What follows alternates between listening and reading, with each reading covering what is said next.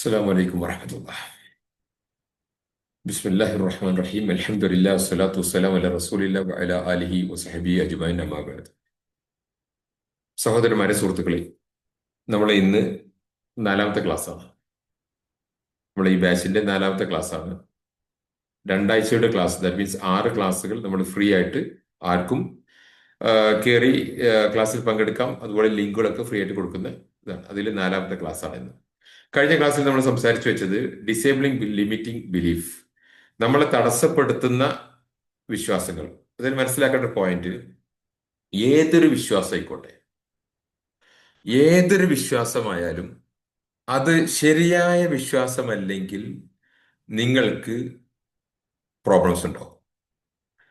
നിങ്ങളുടെ മനസ്സ്, നമ്മുടെ ആത്മാവ്, അതൊരു നല്ല സെറ്റപ്പാണ്. അത് അള്ളാഹു ആ ഫിത്രത്തിൽ സൃഷ്ടിച്ചു വിട്ടതാ. അതിന് യോജിക്കുന്ന രീതിയിലുള്ള അറിവ് അതിലേക്ക് കൊടുത്താൽ ഉയർച്ചയും വളർച്ചയും ഉണ്ടാകും, അതല്ലെങ്കിൽ തകർച്ചയുണ്ടാവും. ഒരു ഉദാഹരണം പറയാം. പെട്രോൾ ഒഴിച്ച് ഓടിക്കേണ്ടുന്ന ഒരു കാറ്, പെട്രോൾ വണ്ടിയാണത്.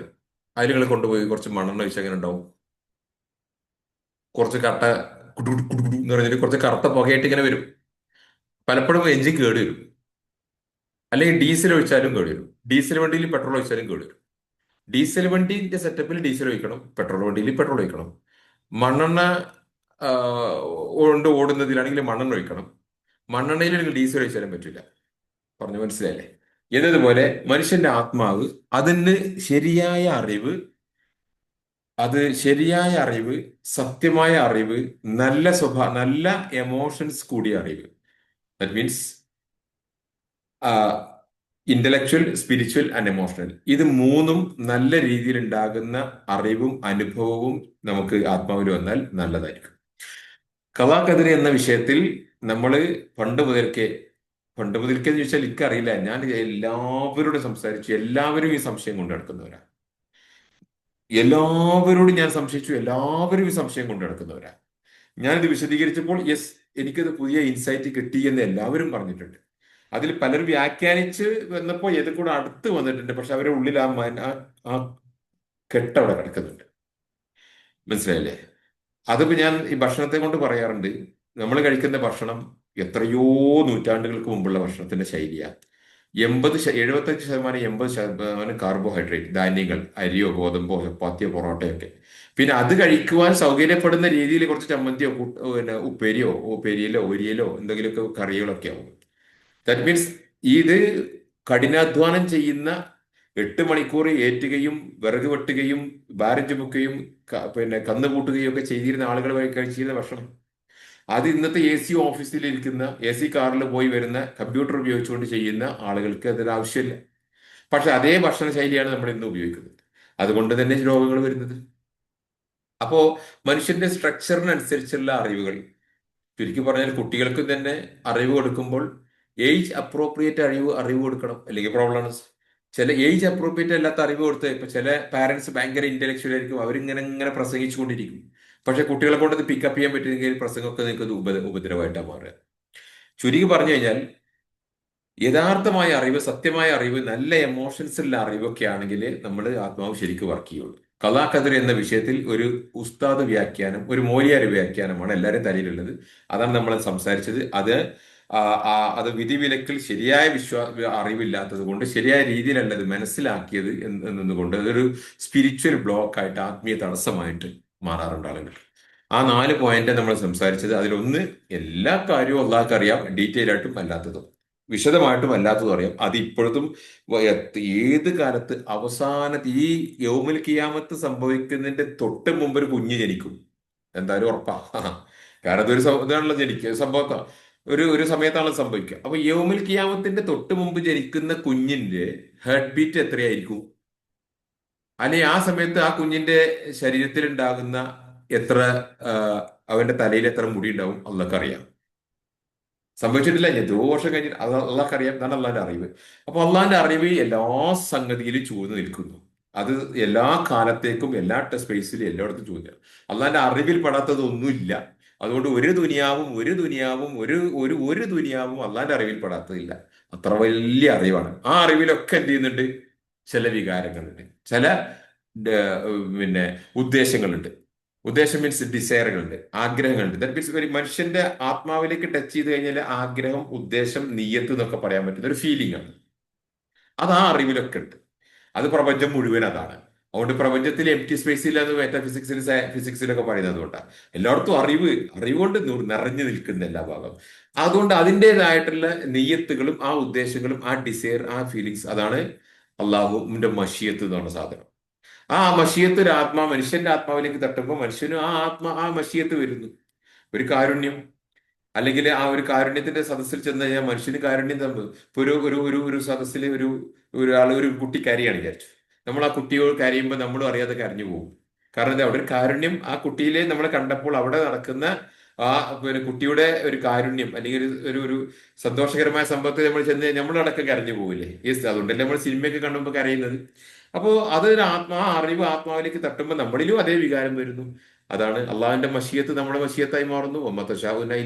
റബ്ബുൽ ആലമീൻ. അള്ളാഹിന്റെ അറിവിൽ നിന്നാണ് നമുക്ക് അറിവ് കിട്ടുന്നത്. ഒമാ ഊതിതു ഇല്ലാ ഖലീല. അതുപോലെ ആ, അതുപോലെ തന്നെ ഇതെല്ലാം അള്ളാഹു എന്ത് ചെയ്തിട്ടുണ്ട്, വലിയ ഒരു ഒരു സംവിധാനമായ ഒരു ഗ്രേറ്റ് സ്കീം ഓഫ് അഫയേഴ്സ്, ഒരു വലിയ പദ്ധതി, ഒരു പ്ലാൻ, പ്രോഗ്രാമായിട്ട് മാറ്റിയിട്ടുണ്ട്. ഇതിനെ അള്ളാഹു സൃഷ്ടിച്ചു, കലാക്കി, കതറാക്കി, അഥവാ എഴുതി എന്നൊക്കെയാണ് ഖുറാനിലും ഹദീസിലൊക്കെ വന്നിട്ടുള്ളത്. പക്ഷെ അത് എഴുതി എന്ന് പറയുമ്പോൾ ഒരു പേപ്പറിൽ എഴുതിയിട്ട് ഒരു മൂലിയാർ ഇങ്ങനെ ഒരു ഷെൽഫിൽ എടുത്ത് വെച്ചു, പിന്നെ ഇങ്ങനെ താഴ്ത്ത് വേറെ എന്തൊക്കെ പ്രവർത്തനം അല്ല. അത് അവിടെ എഴുതി വെച്ചു. ഇത് വേറെ സംഭവം, രണ്ടും രണ്ടല്ല ഒന്നാ. അതുകൊണ്ട് എന്താ ആ കർമ്മ പദ്ധതിയിലാണ് നമ്മൾ ജീവിച്ചു പോകുന്നത്. നമ്മളിപ്പോ സംസാരിക്കുന്ന അവിടെ ഉണ്ടാകുന്ന ചെറിയ മാറ്റം വലിയ മാറ്റം. ഇപ്പൊ പവറാണ് പോയി കഴിഞ്ഞാൽ എന്റെ വൈഫൈ കട്ടാവും, ഞാൻ മൊബൈലിൽ സംസാരിക്കേണ്ടി വരും. പവറാണ് പോയി കഴിഞ്ഞാൽ. അപ്പൊ ഇവിടെ കാര്യകാരണ ബന്ധത്തിനിടയിലൂടെ മനുഷ്യന്മാരുടെ തീരുമാനങ്ങൾക്ക് എഫക്ട്. ഇപ്പം താഴത്ത് മെയിൻ സ്വിച്ച് ഏതോ ഒരുത്തൻ തന്നിടിച്ച് വന്നിട്ട് മെയിൻ സ്വിച്ച് ഓഫ് ആക്കി എന്നിട്ടുണ്ടാവും, ഇവിടെ പവർ പോകും ഇല്ലേ? ഏതോ ഒരുത്തന്റെ ഒരു ബുദ്ധിയില്ലാത്ത തീരുമാനം കൊണ്ട് ആ മെയിൻ സ്വിച്ച് ഓഫ് ആക്കി കഴിഞ്ഞാൽ ഇവിടെ നമ്മുടെ മീറ്റിംഗ് ഇപ്പോൾ കൊള്ളാം. ദാറ്റ് മീൻസ് പിന്നെ മൊബൈലിൽ സംസാരിക്കേണ്ടി വരും. അപ്പൊ ഇങ്ങനെ ഈ ഒരു ലോകത്തെ നമ്മൾ സഞ്ചരിക്കുന്നത്. അപ്പൊ എല്ലാ സംഗതി പ്രോഗ്രാം ചെയ്ത് അതിൽ എന്തൊക്കെ സാധ്യമാകുമോ അതൊക്കെയാണ് മനുഷ്യനെ ഫ്രീ വില്ലായി തന്നത്. എന്തൊന്നും സാധ്യമാവുന്നില്ലേ, മനുഷ്യന്മാർക്ക് എന്തെല്ലാം മാറ്റാനും തിരുത്താനും ചിന്തിക്കാനും തീരുമാനം എടുക്കാനും ഒക്കെ കഴിയുമോ, അതാണ് അവന്റെ ഫ്രീ വിൽ. അപ്പൊ എല്ലാ കർമ്മ പദ്ധതിയിലും മനുഷ്യന്മാർക്ക് യഥേഷ്ടം ഒരുപാട് വിഷയങ്ങളിൽ മനുഷ്യന്മാർക്ക് സ്വന്തം തീരുമാനം എടുക്കാനും അതനുസരിച്ച് പ്രവർത്തിക്കാനും പറ്റുന്ന ഫ്രീ വിൽ, സ്വയമായിട്ട് ചിന്തിച്ച് മനസ്സിലാക്കിയ തീരുമാനം എടുത്ത് പോകാൻ പറ്റുന്ന സംവിധാനത്തിലാണ് അള്ളാഹ് സൃഷ്ടിച്ചു വെച്ചത്. അതാണ് ഫ്രീ വിൽ. അപ്പൊ ഈ 4 തട്ടിലാണ് അഹ്ലു സുന്നത്ത് വൽ ജമാഅത്തിന്റെ പണ്ഡിതന്മാർ, എസ്പെഷ്യലി സൈക്കുലർ ഇസ്ലാം ഇബ്നു തൈമിയ്യ പോലുള്ള പണ്ഡിതന്മാരൊക്കെ വിധിവിശ്വാസത്തെ വിശദീകരിച്ചത്. സഹോദരന്മാരെ, സുഹൃത്തുക്കളെ, ഇപ്പൊ ഞാൻ ഈ പറഞ്ഞ സംഗതിയെ നിങ്ങൾ നോക്ക്. ഇത് അള്ളാഹുവിന്റെ മെറ്റാഫിസിക്സ്, ഗൈബിയായ ലോകം. ഈ ഒരു വൃത്താകൃതി തന്നെ. കാരണം ഉലമാക്കളൊക്കെ ഹൃദയത്തിന്റെ പ്രവർത്തനത്തെയും വൃത്താകൃതിയിലും ഒരു പന്തിനെ പോലെ, നാളികേരത്തെ പോലെ, ജാതിക്ക പോലെയൊക്കെയാ. ഇബിൻ തൈമിയ്യ ജാതിക്കയെ ഉപയോഗിച്ചത്, ഇബിൻ ഖയ്യിം കടലയെ ഉപയോഗിച്ചത്. സോറി, ഇബിൻ ഖയ്യിം അല്ല, ഇമാം ഹാഫിദ്, ഇമാം തിർമിദി, മനസ്സിലായല്ലേ? അതുകൊണ്ട് ഹാക്കിമി തിർമിദി ഒക്കെ വിശദീകരിക്കും. ഞാൻ കാണിച്ചു തരാം. അപ്പൊ പറഞ്ഞിരുന്ന ഒരു റൗണ്ട് ഷേപ്പിലാണ് നമ്മളൊക്കെ വിശദീകരിക്കുന്നത്. അൽഹംദുലില്ലാ. അതുകൊണ്ട് ഇതിന്റെ പകുതി ഭാഗം യസ് അള്ളാഹുവിന്റെ വേറൊരാൾക്കും ആക്സസ് ചെയ്യാം, impossible to reach or acquire except with the ഇതിൻ ഓഫ് അള്ളാഹ്. അള്ളാഹുവിന്റെ പ്രത്യേകമായ ഇതിന് അനുവാദമില്ലാതെ മനുഷ്യന്മാർക്ക് എത്തിപ്പെടാൻ പറ്റാത്തത് ഒരു മേൽഭാഗം. അടിഭാഗം മനുഷ്യന്മാർക്ക് യഥേഷ്ടം എത്തിപ്പെടാൻ പറ്റുന്ന ഫിസിക്കൽ വേൾഡ്, മറ്റ് നോൺ ഫിസിക്കൽ വേൾഡ്. ഓക്കെ, ഇതിലെന്തായി? അള്ളാഹുവിന്റെ അറിവ്, അതിൽ നിന്നാണ് നമ്മൾ അറിവുണ്ടാകുന്നത്. അള്ള തന്ന അറിവ് നമുക്ക്, അള്ള വിട്ടുകൊടുത്ത അറിവ്, തന്ന അറിവ് തന്നെ വിട്ടുകൊടുത്ത അറിവ്. അതെങ്ങനെയും അത് വിട്ടുകൊടുത്തത് പ്രവാചകന്മാരിലൂടെ, മലക്കുകളിലൂടെ, പ്രവാചകന്മാരുടെ വഹിയിലൂടെ കൊടുത്തതുണ്ട്. അതല്ലാത്ത മനുഷ്യന്മാരുടെ ഏകദേശം കണ്ടുപിടിക്കാൻ പറ്റുന്ന അറിവുകളുണ്ട്. അപ്പൊ എന്തായിക്കോട്ടെ, അള്ള വിട്ടുകൊടുത്ത് മൗത്തിത്വം ഇല്ല, കാര്യമില്ല, കുറച്ചല്ലാതെ അറിവ് അള്ള തന്നിട്ടില്ല. ആ അറിവാണ് നമ്മൾ അറിവ്. അള്ളാഹുവിന്റെ അറിവിൽ നിന്നാണ് നമ്മൾ അറിവ്. അള്ളാഹുവിന്റെ അറിവിൽ അതിന്റെ ഡിസയർ ഉണ്ട്, മഷിയത്ത്. അതിൽ നിന്നാണ് നമ്മളെ മഷിയത്ത്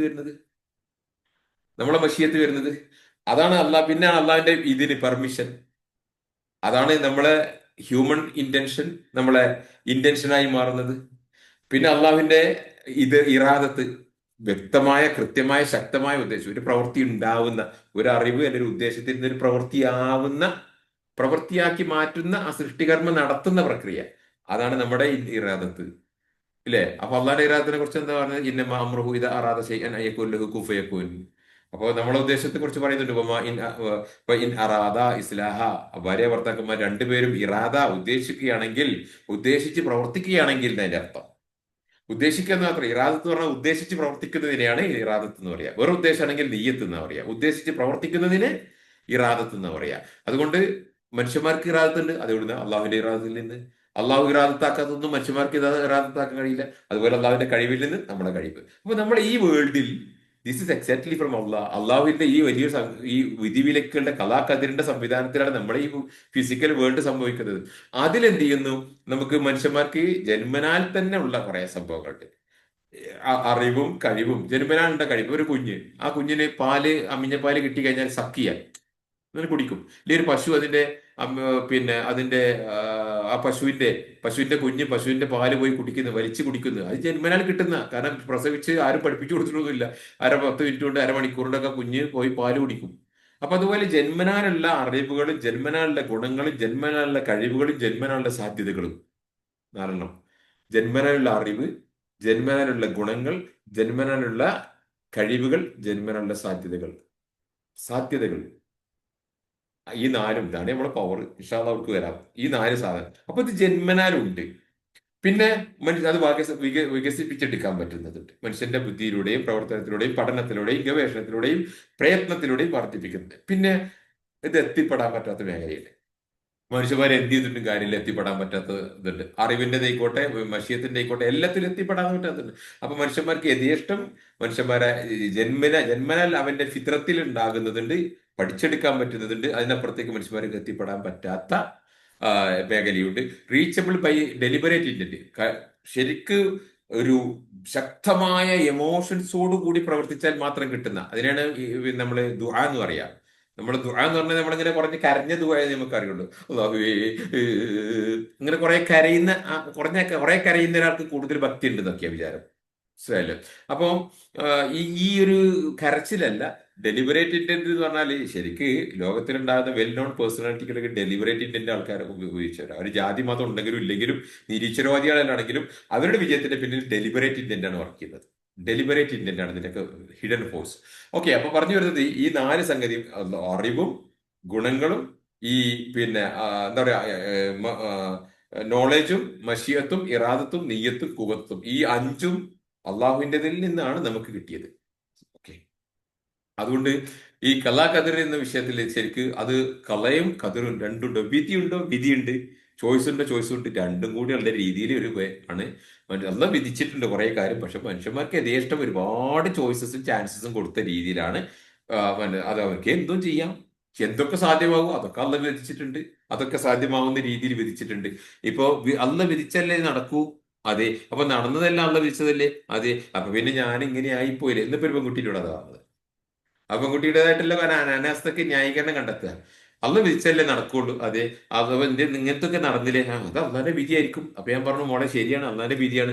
ഇപ്പൊ ഒരു ചൂരലെടുത്തിട്ട് 4 തന്നാൽ, ഒരു ചൂരലെടുത്തിട്ട് 4 തന്നാൽ അത് അവിടെ ഇരുന്നാണ് കൊള്ളൂ. നീ എന്ത് അല്ല വിധിച്ചതല്ലേ, അതുകൊണ്ട് ഞാൻ കൊള്ളട്ടെ എന്ന് പറഞ്ഞ് കൊള്ളൂ? ഇല്ല, ഇറങ്ങി ഓടൂലേ? ഓടും. അവിടെ നീ നിന്റെ ബുദ്ധി ഉപയോഗിച്ചിട്ട് അല്ല വിധിച്ചത് അടിയാണെങ്കിൽ ഞാൻ ഇവിടുന്ന് ഇറങ്ങി ഓടിയ അടി ഒഴിവാക്കിക്കോളും എന്ന് കരുതി ഓടും. ഇതാണ് എന്റെ പ്രത്യേകത. ഈ അടിയാണ് മുമ്പ് വിധിവിശ്വാസം പഠിപ്പിച്ച ഒരു ആലിമ്. കഥ കേട്ടിട്ടുണ്ടോ? ഒരു ആലിമയോട് എന്നിട്ട് ഒരാൾ ചോദിച്ചു, വിധിവിശ്വാസത്തെ കുറിച്ച് ചോദിച്ചു. അല്ല വിധിച്ചതല്ലേ, പിന്നെ അതെങ്ങനെ മാറ്റുക? അപ്പം അതേമാതിരി ഇബിലീസിനെ എങ്ങനെ തീയോണ്ട് പിന്നെ ശിക്ഷിക്കുക? ഇയാൾ എന്ത് ചെയ്തു? ഒരു കല്ലെടുത്തിട്ട് ഒറ്റ അടി തലക്കണ്ണടിച്ചു ഈ ചെക്കന്റെ. ഇപ്പൊ നീ സൃഷ്ടിച്ച മണ്ണുകൊണ്ടല്ലേ ചോദിച്ചു. അതെ, അത് മണ്ണല്ലേ ചോദിച്ചു. ഇപ്പൊ എങ്ങനെ മണ്ണുകൊണ്ട് മണ്ണിന് വേദനിച്ച് മനസ്സിലായി ചോദിച്ചു. മനസ്സിലായി എന്ന് പറഞ്ഞു. ഇപ്പൊ നീ അടി കിട്ടിയപ്പോ പിന്നെ അടി കിട്ടിയത് അല്ല വിധിച്ചതല്ല, വിധിച്ചോണ്ടല്ലേ കിട്ടിയത്. അതെ, ഈ അടി പേര് എനിക്ക് തടുക്കാൻ പറ്റുമോ ചോദിച്ചു. തടുക്കാൻ പറ്റും എന്ന് പറഞ്ഞു. അപ്പൊ നിന്നെ കൂടെ തടുക്കാൻ പറ്റുമോ ചോദിച്ചു. അപ്പൊ വിധിച്ചാലും നമുക്ക് നമ്മുടെ ചോയ്സ് ഉണ്ട് എന്നർത്ഥം. അങ്ങനെ ഇങ്ങനെ പഠിപ്പിച്ചു കൊടുത്തിട്ടുണ്ട്. അപ്പൊ അടി, ഞാൻ എക്സാമ്പിൾ കൊടുക്കുന്ന അടി ഇതാണ്.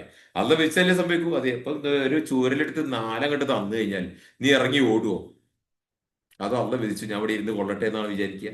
അവിടെയാണ് ഇതിന്റെ ഫ്രീ വിൽ. ഓക്കെ, സഹോദരന്മാരെ, സുഹൃത്തുക്കളെ, ഡീറ്റെയിൽ ആയിട്ട് പഠിക്കാനുണ്ട് ഇൻഷാ അല്ലാഹ്. അതുകൊണ്ട് ഞാൻ പറഞ്ഞു വരുന്നത്, എപ്പോഴും ഈ സ്കീമുകൾ മനസ്സിൽ വിചാരിച്ചോളൂ. നമ്മുടെ ആത്മാവിന്റെ പവർ അത് ഫുൾ പവറാണ്.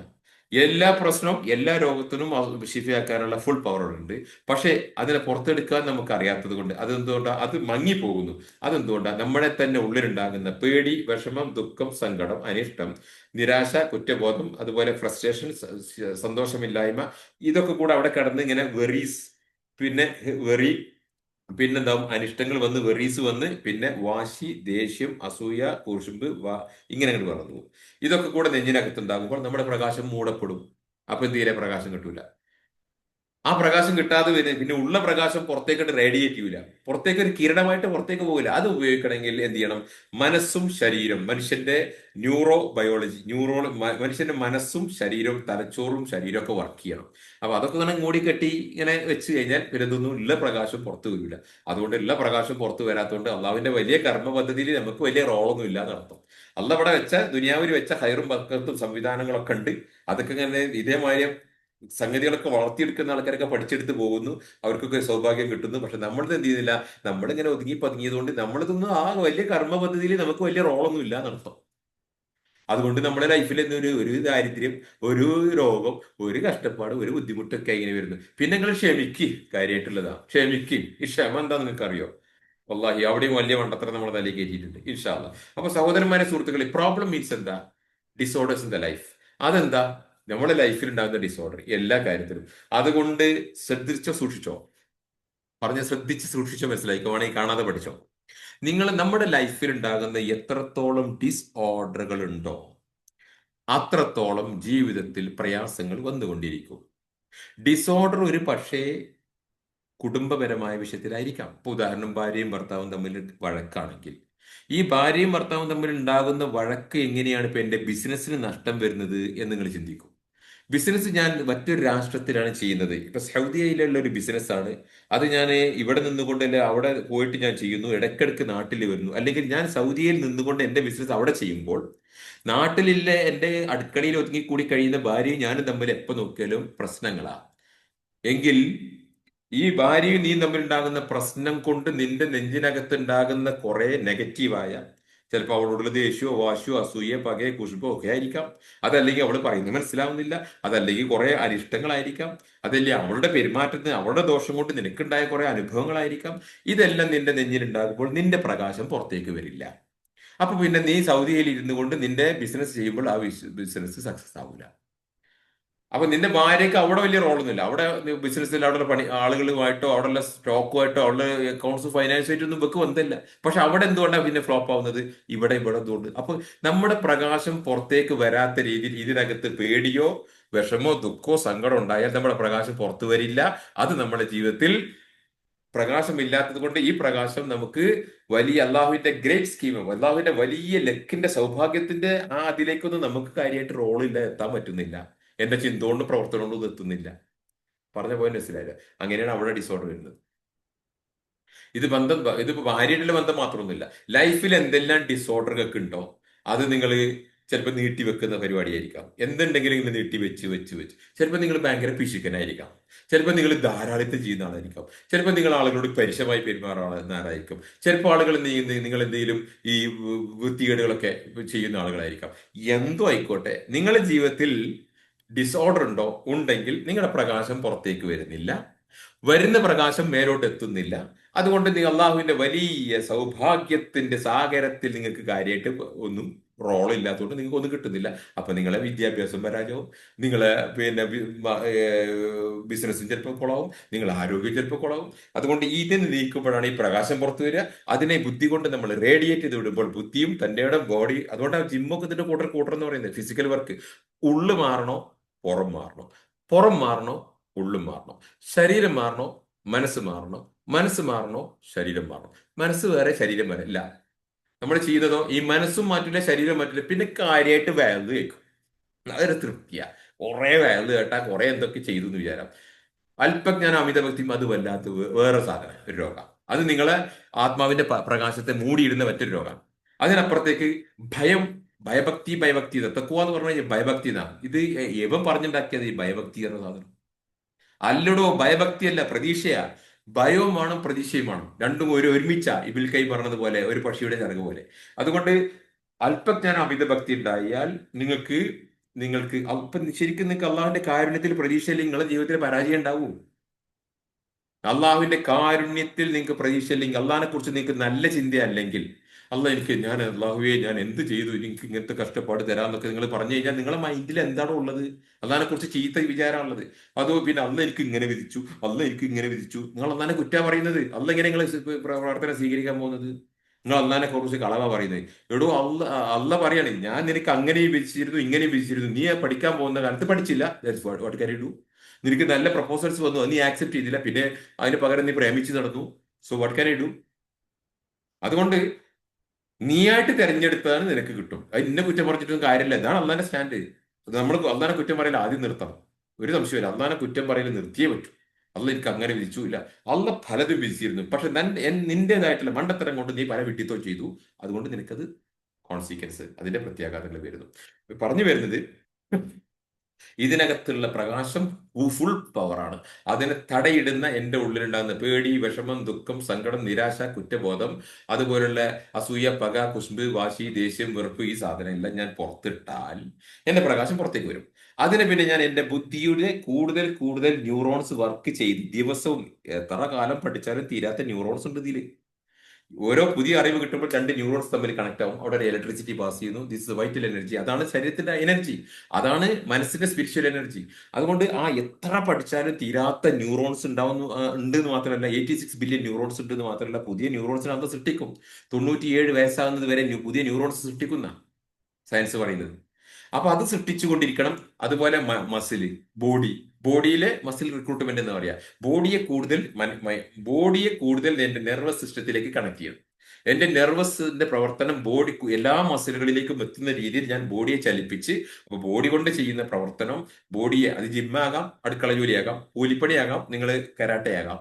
പക്ഷെ ബോഡിയെ നിങ്ങൾ മൈൻഡും ബോഡിയും തമ്മിൽ സിങ്ക്രോണൈസ് ചെയ്യണം.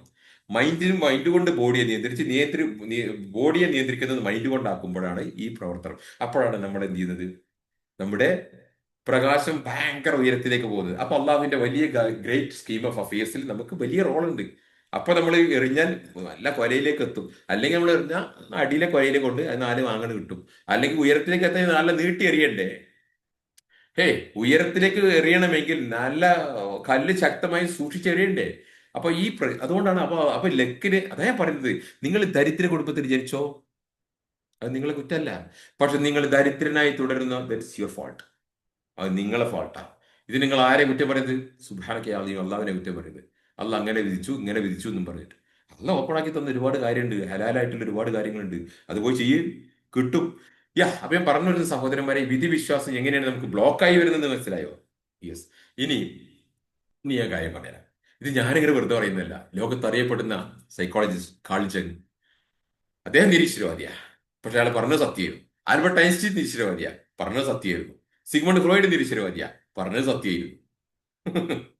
അന്നത്തെ അത് പിന്നെ സ്റ്റീഫൻ ഹോക്കിങ്സ് നിരീശ്വരവാദിയാ, പക്ഷെ ഒക്കെ പറഞ്ഞൊക്കെ സത്യമായിരുന്നു. അപ്പൊ അതുകൊണ്ട് ആ മുസ്ലിങ്ങളിൽ നിന്നൊന്ന് എലുമ്പ് പിടിക്കാൻ പാടില്ലേ? അതൊക്കെ ഇപ്പം ഇത് സൈക്കോളജി കുഫറ എന്ന് പറയുന്നൊരു വർഗ്ഗമുണ്ട് ഇപ്പൊ നാട്ടില്. അള്ളാഹു അള്ളാഹു മുസ്താൻ, അള്ളാഹു നിങ്ങളെ സഹായിക്കട്ടെ. പറഞ്ഞു വരുന്നത്, ഈ ഇയാൾ പറയാ, നിങ്ങളുടെ ഉള്ളിൽ ഉണ്ടാകുന്ന ഇരുട്ടുണ്ടല്ലോ, നിങ്ങൾക്ക് എന്താ നിങ്ങളുടെ ഉള്ളിൽ നിങ്ങൾക്ക് അറിയാത്തൊരു ഭാഗമുണ്ട്, അൺകോൺഷ്യസ് മൈൻഡ്. അതിന്റെ ഉള്ളിൽ എന്താണെന്ന് നിങ്ങൾ കോൺഷ്യസ് ആയി പഠിക്കുന്നത് വരെ നിങ്ങൾക്ക് നിങ്ങളുടെ ജീവിതത്തെ ഷേപ്പ് ചെയ്യാൻ കഴിയില്ല.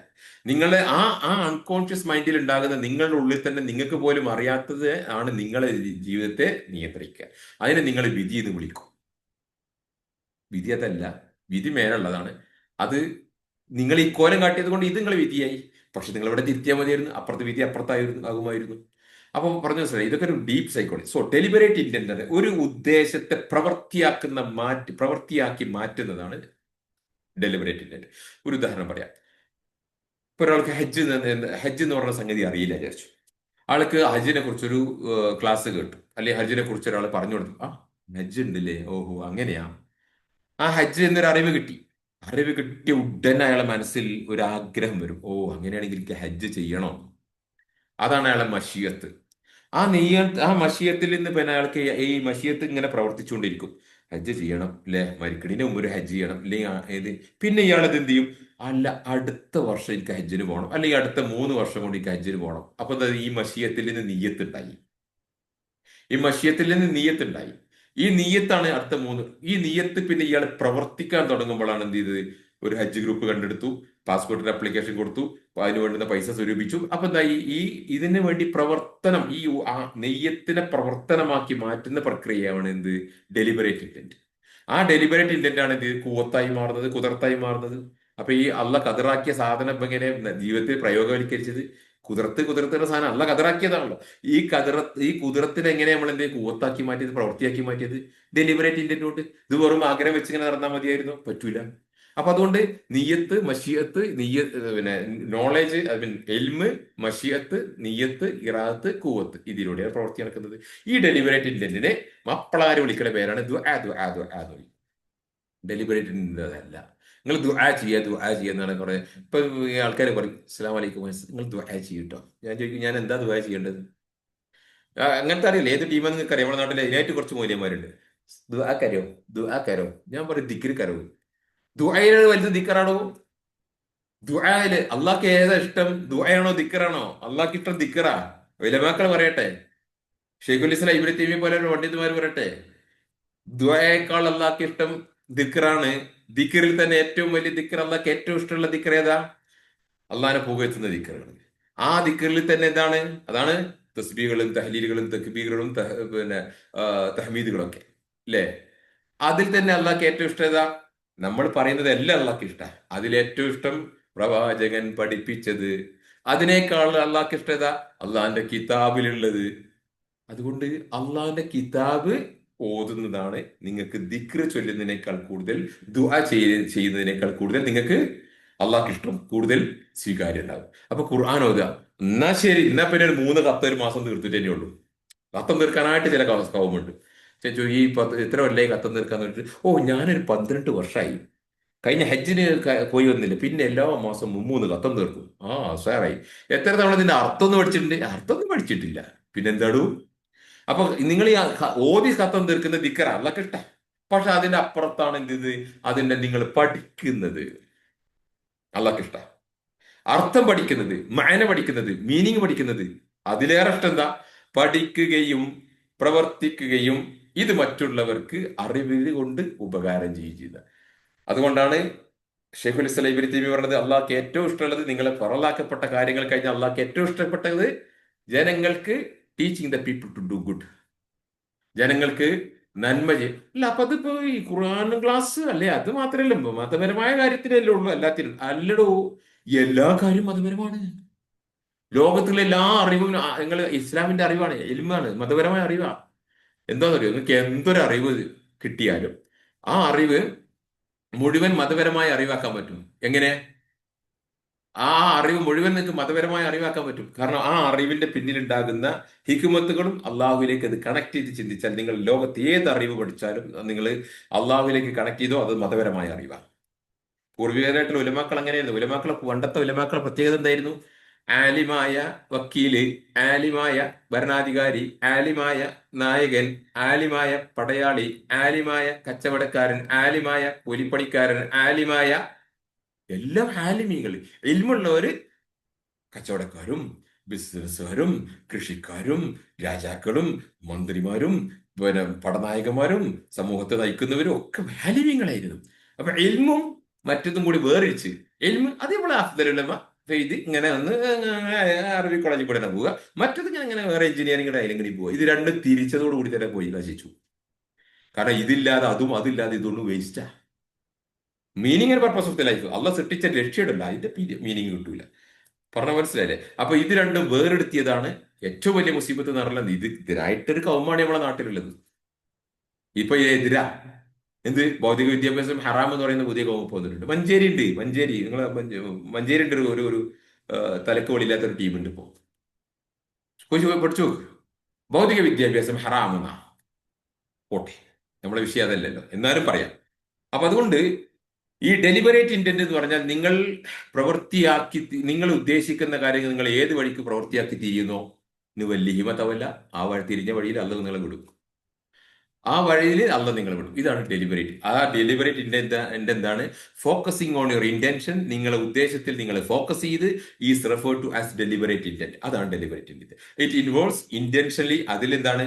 നമ്മുടെ ഉദ്ദേശപൂർവ്വം രജിസ്റ്ററിങ് യുവർ വാണ്ട്, നിങ്ങളുടെ ആവശ്യം രജിസ്റ്റർ ചെയ്യുക. എവിടെ? ഡിസയർ, നിങ്ങൾ ആഗ്രഹവും ആവശ്യവും നിങ്ങളുടെ മഷിയത്തും നീയത്തും നിങ്ങൾ രജിസ്റ്റർ ചെയ്യുന്നു. എവിടെ? With the creator or in the great scheme of affairs. അള്ളാഹുവിന്റെ ലൗഹുൽ മഹ്ഫൂദിൽ, അള്ളാഹുവിന്റെ വലിയ കർമ്മപദ്ധതിയിൽ നിങ്ങൾ ആ ഉദ്ദേശം രജിസ്റ്റർ ചെയ്യുന്ന പണിയാണ് ചിന്ത. അവിടെ നിങ്ങൾ നെയ്യത്ത് വെച്ച് ആ നെയ്യത്തിനെ നിങ്ങളെ പ്രവൃത്തിയാക്കാൻ വേണ്ടി ചെയ്യുന്ന പണിയുണ്ടല്ലോ, അതാണ് ഡെലിബറേറ്റ് ഇന്റന്റ്. അതിലൂടെ കാര്യം നടിക്കുന്നത്. മതം പഠിക്കാത്തവരും നിരീശ്വരവാദികളൊക്കെ ഉയരത്തിലേക്ക് എത്തുന്നതിന്റെ പിന്നിൽ ഈ ഡെലിബറേറ്റ് ഇന്റന്റ് ആണ്. ഓക്കെ, ഇനിയോ? എന്നാലും പിന്നെ വിധിവിശ്വാസത്തിൽ തീരാറില്ല ആൾക്കാർക്ക്. അള്ള വിധിച്ചതല്ലേ. ആകാശഭൂമികളെ സൃഷ്ടിക്കുന്നതിന് 50,000 കൊല്ലം മുമ്പ് വിധിച്ചിട്ടുണ്ട്. ഉണ്ട് സഹോദരങ്ങളെ. പക്ഷെ അതിന്റെ ഉപവിധികൾ അതിന്റെ ഉപവിധികൾ പിന്നീടാണ് വരുന്നത്. ഇത് പലർക്കും അറിയില്ല. നാല് ടൈമിലാണ് നാല് ടൈമിലാണ് വിധികൾ നടന്നിട്ടുള്ളത്. ഒന്ന്, 7 ആകാശവും 7 ഭൂമിയും സൃഷ്ടിക്കുന്നതിന്റെ 50,000 കൊല്ലം മുമ്പ്. അപ്പൊ പറയുമ്പോൾ ആൾക്കാർ ആ ഒരു വർഷത്തിന്റെ ദൈർഘ്യം എത്രയും ചോദിച്ചുകൊണ്ടിരിക്കും. എത്രയും പഠിച്ച കൂട്ടിക്കോ, എത്ര കുട്ടിയാലും പഠിക്കാൻ പോകുന്നില്ല. നിനക്ക് എത്രയും പഠിച്ച കൂട്ടിക്കോ. അതുകൊണ്ട് ആ ദൈർഘ്യത്തിലല്ല നമ്മളെ വിഷയം. 7 ആകാശം 7 ഭൂമിയും സൃഷ്ടിക്കുന്നതിന്റെ എത്രയോ വർഷങ്ങൾക്ക് മുമ്പ് അള്ളാഹു വിധിച്ചു വെച്ചിട്ടുണ്ട്. എന്ത്? പല കാര്യവും. അത് ഏതൊക്കെയെന്ന് അറിയില്ല. ചിലപ്പോ എന്റെ കാര്യത്തിൽ പലതും അന്നായിരിക്കാം, പക്ഷെ നിങ്ങളുടെ കാര്യത്തിൽ അന്നായിരിക്കണമെന്നില്ല. എന്റെ കാര്യത്തിൽ ഒരു കാര്യം അന്ന് തീരുമാനിച്ചാൽ അത് തന്നെ നിങ്ങളുടെ കാര്യത്തിൽ അന്ന് തന്നെ ആയിക്കോണമെന്നില്ല. പല രീതിയിലായിരിക്കാം. ഇത് എന്തിനാ നമ്മൾ അറിയേണ്ട ആവശ്യമൊന്നുമില്ല. അതുകൊണ്ട് ഒന്ന്, 50,000 കൊല്ലം മുമ്പ് സൃഷ്ടിച്ചു. രണ്ടാമത്തത് എന്താ? വിധി വിധിക്കുന്നത് ആ, രണ്ടാമത്തെ വിധി നടക്കുന്നത് നമ്മൾ ഓരോ കുഞ്ഞും അവന്റെ ഉമ്മാന്റെ ഗർഭപാത്രത്തിലെത്തി. പിന്നെ ഓരോ ഓരോ കുഞ്ഞും അവന്റെ മാതാവിന്റെയും ഓരോ കുഞ്ഞും ജനിക്കുമ്പോൾ അവന്റെ പിണ്ടം ക്ലോട്ട്, മനസ്സിലല്ലേ, ഫെറ്റസ് ഉണ്ടാകുന്ന സമയത്ത് ആ അണ്ടവും ബീജവും ചേർന്ന് പിന്നെ സങ്കലനം നടന്നാൽ, കൺസെപ്ഷൻ നടന്ന് 120 ദിവസം കഴിയുമ്പോൾ അള്ളാഹു ഒരു മലക്കിലൂടെ ഒരു ആത്മാവിനെ കൊണ്ടുവന്നിട്ടുണ്ട്. അങ്ങനെ ആ ആത്മാവിനെ കൊണ്ടുവന്നിടുന്ന സമയത്ത് പുതിയ ചില വിധികൾ നടക്കുന്നുണ്ട്. അതെന്താ? പണ്ട് നടന്ന വിധികളെ ചിലത് മാറ്റിമറിക്കുന്നതായിരിക്കാം, പുതിയ സാഹചര്യം, സന്ദർഭം. അപ്പൊ ഇപ്പൊ ജനിക്കുന്ന ഒരു കുഞ്ഞ്, അല്ലെങ്കിൽ ഇപ്പൊ ഇന്നലെ ഗർഭത്തിൽ ഇരിക്കുന്ന ഒരു കുഞ്ഞിന്റെ റൂഹ് എത്തിയാൽ ഇന്നത്തെ ലേറ്റസ്റ്റ് 5G വേൾഡില് ഇന്നത്തെ സാഹചര്യത്തിൽ സമൂഹത്തിലേക്ക് പറ്റുന്ന രീതിയിലാണ് ആ കുഞ്ഞിന്റെ വിധി അല്ല റീട്യൂൺ ചെയ്തത്, പ്രോഗ്രാം ചെയ്ത് കൊടുക്കുന്നത്, റീപ്രോഗ്രാം ചെയ്ത്. പണ്ട് 50,000 കൊല്ലം മുമ്പ് വിധിച്ചിട്ടുണ്ടായിരുന്നു. പക്ഷെ അത് എന്ത് ചെയ്തു? റീപ്രോഗ്രാം ചെയ്ത് കൊടുക്കുന്നുണ്ട് അല്ല ഇപ്പൊ പുതിയ കുഞ്ഞിന്. മനസ്സിലായങ്ങൾക്ക്? അപ്പൊ 55 വർഷം, അതായത് 55 വർഷം 10 മാസം മുമ്പ് എന്റെ ഉമ്മാന്റെ ഗർഭപാത്രത്തിലേക്ക് വെച്ചത് അന്ന് എന്റെ അല്ല അവിടുന്ന് പ്രോഗ്രാം ചെയ്തിട്ടുണ്ട്. അൽഹംദുലില്ലാ. അതുകൊണ്ടായിരിക്കണം ഇന്നത്തെ ഹൈടെക് വേൾഡിൽ നമുക്ക് ഇതൊക്കെ പറയാനും പഠിക്കാനും പഠിപ്പിക്കാനും ഒക്കെ പറ്റുന്നത് അന്ന്. ഇനി അതിന് പുറമെ അത് കഴിഞ്ഞാൽ പിന്നെ വേറെ റീപ്രോഗ്രാമിംഗ് നടക്കുന്നുണ്ട്. നമ്മളെ വിധി പുതുക്കി തരുന്നുണ്ട്. അതേതാ? ഓരോ കുഞ്ഞും ഓരോ ഓരോ വർഷവും ലൈലത്തുൽ ഖദർ എന്ന് പറഞ്ഞിട്ട് അറിയാലോ. ലൈലത്തുൽ ഖദറിൽ നടക്കുന്നുണ്ട്. അത് റമദാൻ മാസത്തിലാണ്. അപ്പൊ ഖുർആൻ ഇറങ്ങിയതിന് ശേഷമുള്ളൂ? അല്ല, ഖുർആൻ ഇറങ്ങുന്നതിന് മുമ്പ് തന്നെ ഈ ലൈലത്തുൽ ഖദർ ഉണ്ട്, റമദാൻ മാസം ഉണ്ട്. ഖുർആൻ ഇറങ്ങുന്നതിന് മുമ്പ് തന്നെ റമദാൻ മാസം ഉണ്ട്. ആ പണ്ട് മുതലേ റമദാൻ മാസം ഉണ്ട്. ആളുകൾ കണ്ടെടുക്കുകയും ചെയ്തിട്ടുണ്ട്, അത് പ്രയോഗിക്കുകയും ചെയ്തിട്ടുണ്ട്. ആ പ്രയോഗിച്ചതിനെ പ്രവാചകന്റെ കാലത്തുള്ള റമദാൻ മാസം ശരിയാണെന്നുള്ള വഹീന്റെ അടിസ്ഥാനത്തിലത്. കാരണം അറബികൾ കലണ്ടർ മാറ്റിയിരുന്നു. അറബികൾ അവർക്ക് എന്ത് ചെയ്യും? യുദ്ധം ചെയ്യണം. യുദ്ധം ചില മാസം വിലക്കിയതാ. അപ്പൊ എന്ത് ചെയ്യും? തമ്മിൽ തിരിച്ചടിക്കണമെങ്കിൽ തൽക്കാലം കലണ്ടറിനെ മാറ്റും, ഈ മാസം തന്നെ അടിക്കാൻ വേണ്ടിയിട്ട്. അങ്ങനെ അറബികൾ കച്ചവടത്തിനും അതുപോലെ അവരുടെ പിന്നെ ഹജ്ജിന്, കച്ചവടത്തിന്, അതുപോലെ അവരുടെ ഇതുപോലുള്ള ഈ ഫൈറ്റിങ്ങിനൊക്കെ വേണ്ടി അറബികൾ എന്ത് ചെയ്തു? കലണ്ടർ ഇങ്ങനെ അങ്ങോട്ടും ഇങ്ങോട്ടും കുറച്ച് അങ്ങോട്ട് മാറ്റും. ചിലപ്പോൾ പുതിയ മാസം ആ മാസം ഇങ്ങോട്ടാണെന്ന് പറഞ്ഞിട്ട് മാറ്റുമൊക്കെ ചെയ്തിരുന്നു. പക്ഷെ ഇത് മാറ്റിയതുകൊണ്ട് റസൂലിന് പിന്നെ റസൂലിന്റെ കാലത്ത് പിന്നെ നിലനിന്നിരുന്ന ആ മാസം തന്നെയാണോ? അറബി മാസം തന്നെയാണോ? അപ്പൊ അന്നത്തെ ദുൽഹജ്ജ് ആണെന്ന് തെളിവ് അത് അള്ള തെളിച്ചു. ഹജ്ജത്തുൽ വിദാന്റെ സമയത്ത് ഇന്നേതാ ദിവസം? ദുൽഹജ്ജ് 9. ഇതേതാ സ്ഥലം? അറഫ. ജനങ്ങൾ പറഞ്ഞു, അത് റസൂൽ യെസ്. പിന്നെ ഹജ്ജത്തുൽ വിദാന്റെ പ്രസംഗം റസൂൽ പറയാ, ഇന്ന് ഈ ദിവസത്തിന്റെ ഈ സന്ദർഭത്തിന്റെ പവിത്രത പോലെ ഓരോ മനുഷ്യ നിന്റെ ഇസ്സത്ത്, നിന്റെ സെൽഫ് എസ്റ്റീം, എന്നാണ് നമ്മളെ വിഷയം. പേഴ്സണാലിറ്റി ഫ്രെയിമിംഗ് ഇസ്സത്താണ്. ഞങ്ങളെ പഠിപ്പിക്കാൻ പോകുന്ന ഇസ്സത്താണ്, സെൽഫ് എസ്റ്റീമാണ്. അത് അത് പ്രവാചകൻ പറഞ്ഞത് നിങ്ങളുടെ ഇസ്സത്ത് അത് പറഞ്ഞു തരുന്നത്. പിന്നീട് പറഞ്ഞു തരണ്ടേ ഇൻഷാ അല്ലാഹ്. അപ്പൊ പറഞ്ഞു വരുന്നത് എല്ലാ ലൈലത്തുൽ ഖദറിലും വിധി പുതുക്കുന്നുണ്ട്. പിന്നെയോ ഓരോ ദിവസം രാവിലെ പുതുക്കുന്നുണ്ട്. എന്തിനാ മക്കൾ നിങ്ങൾ ബേജാറാണത്? ഇന്ന് ഓരോ ദിവസവും രാവിലെ അല്ല ഇന്നത്തെ വിധി പുതുക്കുന്നുണ്ട്. ഇന്ന് എന്റെ ജീവിതത്തിൽ ഞാനിപ്പോ ഇന്ന് എന്തെല്ലാം ഭക്ഷണം കഴിച്ചു, ഞാൻ എന്തെല്ലാം അൽഹംദുലില്ലാ ഞാൻ പല ഭക്ഷണം കഴിച്ചു. അതുപോലെ നട്ട്സ് തിന്ന്, കടലൊക്കെ തിന്ന്, ഞാൻ നല്ല കുറച്ച് പാല് കുടിച്ച്, പാലല്ല മോര് കുടിച്ച്, ഇതൊക്കെ ഇന്നേ ഒരു പക്ഷെ ഞാൻ ഇന്ന് എന്റെ ലൈഫിൽ നടന്ന ചില സംഗതി ഇന്ന് രാവിലെ അല്ല വിധിച്ചതായിരിക്കും.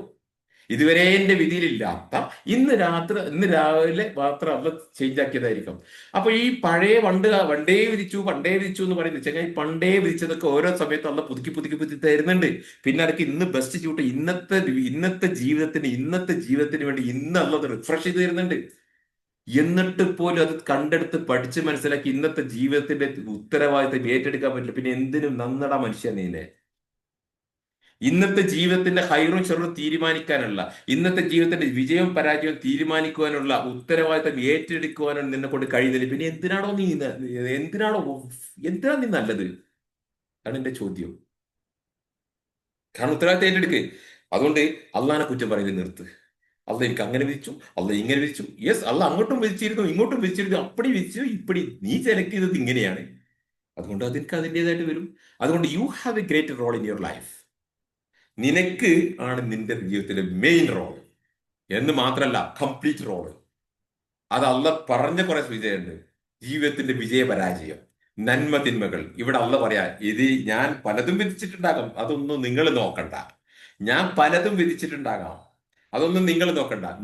ഞാൻ വിധിച്ചതോ ഞാൻ അറിയുന്നതോ എന്നതല്ല നിങ്ങളുടെ വിഷയം. അല്ല പറയാ. ദാറ്റ് മീൻസ് അല്ല അങ്ങനെ പറഞ്ഞതല്ല, അതിന്റെ മീനിങ് അതാ. അള്ളാഹ്ക്ക് എല്ലാ കാര്യം അറിയില്ല, അറിയും. അള്ളാഹ്ക്ക് അറിയുന്നതിന് ഇറ്റ്സ് നോട്ട് യുവർ ബിസിനസ്. അള്ളാഹ്ക്ക് അറിയൂല എന്നാലും നിന്റെ ബിസിനസ് അല്ലടൂ.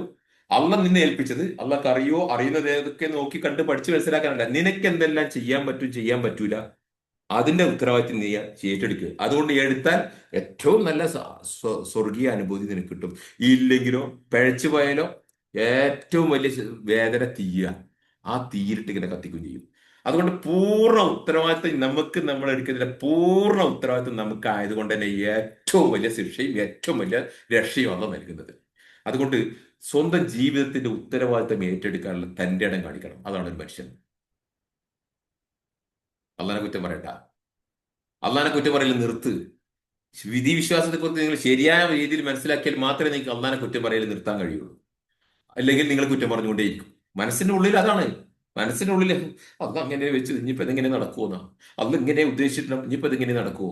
അത്തരക്കാരോട് എനിക്ക് ചോദ്യത്തില്ലേ, 4 അടിയാണ് കൊടുക്ക്. അല്ല നിനക്ക് അടി നിന്ന് കൊള്ളാനാണ് വിധിച്ചത് ആണോ, നിന്ന് കൊള്ളടാ. അപ്പല്ല കൊള്ളൊരു ഇറങ്ങി ഓടും. അപ്പൊ അല്ല വിധിച്ചത് അങ്ങനെയും തൽക്കാലം ഞാൻ അങ്ങനെ ഓടട്ടെ എന്ന് പറയോ. ഇത്തരക്കാരെ പഠിപ്പിക്കാൻ ഏറ്റവും നല്ല പരിപാടി അതാ. ചൂരിലെടുത്ത് അടിയെ. അപ്പൊ എന്താ, ഈ അല്ല വിധിച്ചത് നിനക്ക് അടി കിട്ടാനാണ് എന്ന് ഞാൻ മനസ്സിലാക്കുന്നു, ഞാൻ അടിക്കുന്നു. എന്നാൽ നിന്ന് കൊള്ളടാ. ഏയ് നീ വിധിച്ചത് അല്ല അങ്ങനെയാണെങ്കിലും ഇന്ന് തൽക്കാലം ഞാൻ ഓടട്ടെ എന്ന് പറഞ്ഞാൽ അല്ല ഓടും. അല്ലെ ആ ചോരിൽ പിടിച്ച് വലിച്ചു കയറി. അതുകൊണ്ട് ഉത്തരവാദിത്തം ഏറ്റെടുക്കുക. അല്ല നമുക്ക് വിധിക്കുന്നുണ്ടെങ്കിൽ അതും വിധി പലപ്പോഴും മാറ്റി തരുന്നുണ്ട്. ഇതിനപ്പുറത്തേക്ക് ഇൻസ്റ്റന്റ് ആയിട്ട് പ്രാർത്ഥന കൊണ്ട് മാറുന്നുണ്ട്. പ്രാർത്ഥന കൊണ്ട് ഇപ്പം ആ പ്രാർത്ഥന എന്ന് പറഞ്ഞാൽ കുറെ കരച്ചിലല്ല. കരച്ചിലുകൊണ്ട് നിങ്ങൾക്ക് ഒന്നും കിട്ടാൻ പോകുന്നില്ല. കരയണം മനുഷ്യ. നമ്മളെ മൂല്യന്മാര് പറയും നിങ്ങൾ കരഞ്ഞുകൊണ്ട് പ്രവർത്തിക്കുക, നിങ്ങൾ കരഞ്ഞുകൊണ്ട് പ്രവർത്തിക്കുക എന്ന് പറയും. അപ്പൊ ഇല്ലാത്ത കരച്ചിൽ ഉണ്ടാക്കിയത് നമ്മളെന്താ പൊട്ടനാ? ഞാതുമില്ല അല്ല പൊട്ടനാ. നിങ്ങൾ ഇങ്ങനെ ഇല്ലാത്ത കരച്ചിൽ ഉണ്ടാക്കി കരഞ്ഞ ഇതൊക്കെ മൂല്യര് വിരിവിന് ഏർക്കെടുണ്ടാവില്ല മൂല്യർക്ക് പ്രസംഗിക്കാൻ. നിങ്ങൾ പ്രാർത്ഥിക്കുമ്പോൾ കരച്ചിൽ വന്നാൽ കരച്ചിൽ നിയന്ത്രിച്ചുകൊണ്ട് പ്രാർത്ഥിക്കുക. അങ്ങനെയാണ് മുഅ്മിനീങ്ങൾ ചെയ്യല്. നിങ്ങൾ ഹറമിലെ കരച്ചിലൊക്കെ കണ്ടുക്കണം. കരച്ചിൽ വരും. അബ്ദുറഹ്മാൻ സദ്ദേശൊക്കെ വെട്ടിക്കെട്ട് കരയും, പൊട്ടിങ്ങോട്ട് കരയും. കരച്ചിലും അടക്കി പിടിച്ചിട്ട് കരച്ചിൽ അടക്കി പിടിച്ചിട്ട് പ്രാർത്ഥിക്കും. അല്ലെങ്കിൽ വീണ്ടും ഓതും. അല്ലേ? അങ്ങനെ മുഅ്മിനീൻ ചെയ്യട്ടെ. ഒന്ന്, ഈ കരയാന്ന് പറഞ്ഞ പരിപാടി തന്നെ എവിടെയാണെന്നറിയോ? നിങ്ങൾ പാപമോചനം ശ്രദ്ധിച്ചോട്ടോ. നിങ്ങൾ പാപമോചനം തേടുമ്പോൾ നിങ്ങൾക്ക് കരച്ചിൽ വന്നാൽ നിങ്ങൾ കരഞ്ഞോ. ഉണ്ടാക്കി കരയണ്ട. കരച്ചിൽ വന്നാൽ നിങ്ങൾ കരഞ്ഞോ. കാരണം പാപമോചനത്തെക്കുറിച്ചാണ് ഉലമാക്കൾ പറഞ്ഞത് അത് കണ്ണീര് കൊണ്ട് കഴുകി കളയണം എന്ന് പറഞ്ഞത്. അപ്പോൾ കണ്ണീരില്ലാത്ത കുറച്ച് വിക്സ് ഒക്കെ പുരട്ടിയിട്ട് അല്ലെങ്കിൽ കുറച്ച് ഉള്ളിയൊക്കെ പുരട്ടിയിട്ടൊക്കെ കുറച്ച് കണ്ണീര് വേണ്ടേ, നല്ല കരച്ചിൽ പാപമോചനം വരുത്തൊന്നും നടക്കാൻ പോകുന്നില്ല. അതുകൊണ്ട് പാപമോചനം നിങ്ങൾ തേടുമ്പോൾ കരച്ചിൽ വന്നാൽ നിങ്ങൾ കരഞ്ഞോ. ബാക്കിയുള്ളതൊന്നും നിങ്ങൾ കരഞ്ഞുകൊണ്ട് ചോദിച്ചാൽ കിട്ടാൻ പോണില്ല. പക്ഷെ പ്രതീക്ഷയോട് ചോദിച്ചാൽ കിട്ടും. ചോദിക്കേണ്ട വചനം ഞാൻ പറഞ്ഞുതരാം. അള്ളാഹുവേ എന്റെ കുട്ടീന്റെ കല്യാണം നടത്തിക്കൊണ്ട്, അള്ളാഹുവേ എന്റെ കുട്ടിന്റെ MBBS അഡ്മിഷൻ കൊണ്ട്, എന്റെ കുട്ടിക്ക് ഗൾഫിൽ ജോലി ഉണ്ട് റബ്ബേ. ഉള്ള ജോലി കൂടി പോകും ഈ ജാതി കരച്ചിലുണ്ടായത്. കാരണം നിങ്ങളുടെ എമോഷണൽ ട്രാൻസ്ഫേഴ്സ് ആയി കുട്ടിക്ക് എത്തുന്നത്. നിങ്ങളുടെ എമോഷണൽ ട്രാൻസ്ഫറൻസ് ആ കുട്ടിക്ക് എത്തുന്നത്, ആ കുട്ടിക്ക് വീക്കാ വരെ വിചാരിച്ചോളൂ. അവിടെ എങ്ങനെ പ്രാർത്ഥിക്കണമെന്നിൽ അള്ളാഹുവിന്റെ റസൂല് പഠിപ്പിച്ച ഹദീസ് നിങ്ങളുടെ മുമ്പിൽ വിശദീകരിച്ച് ഞാൻ പഠിപ്പിച്ചു തരും ഇൻഷാ അള്ളാഹ്. അതിന്റെ തല പ്രോബ്ലം സോൾവിങ്ങിൽ. അപ്പൊ പറഞ്ഞു വരുന്നത്, ഈ വിധി വിധി എന്നും പറഞ്ഞുകൊണ്ടിരിക്കണ്ട.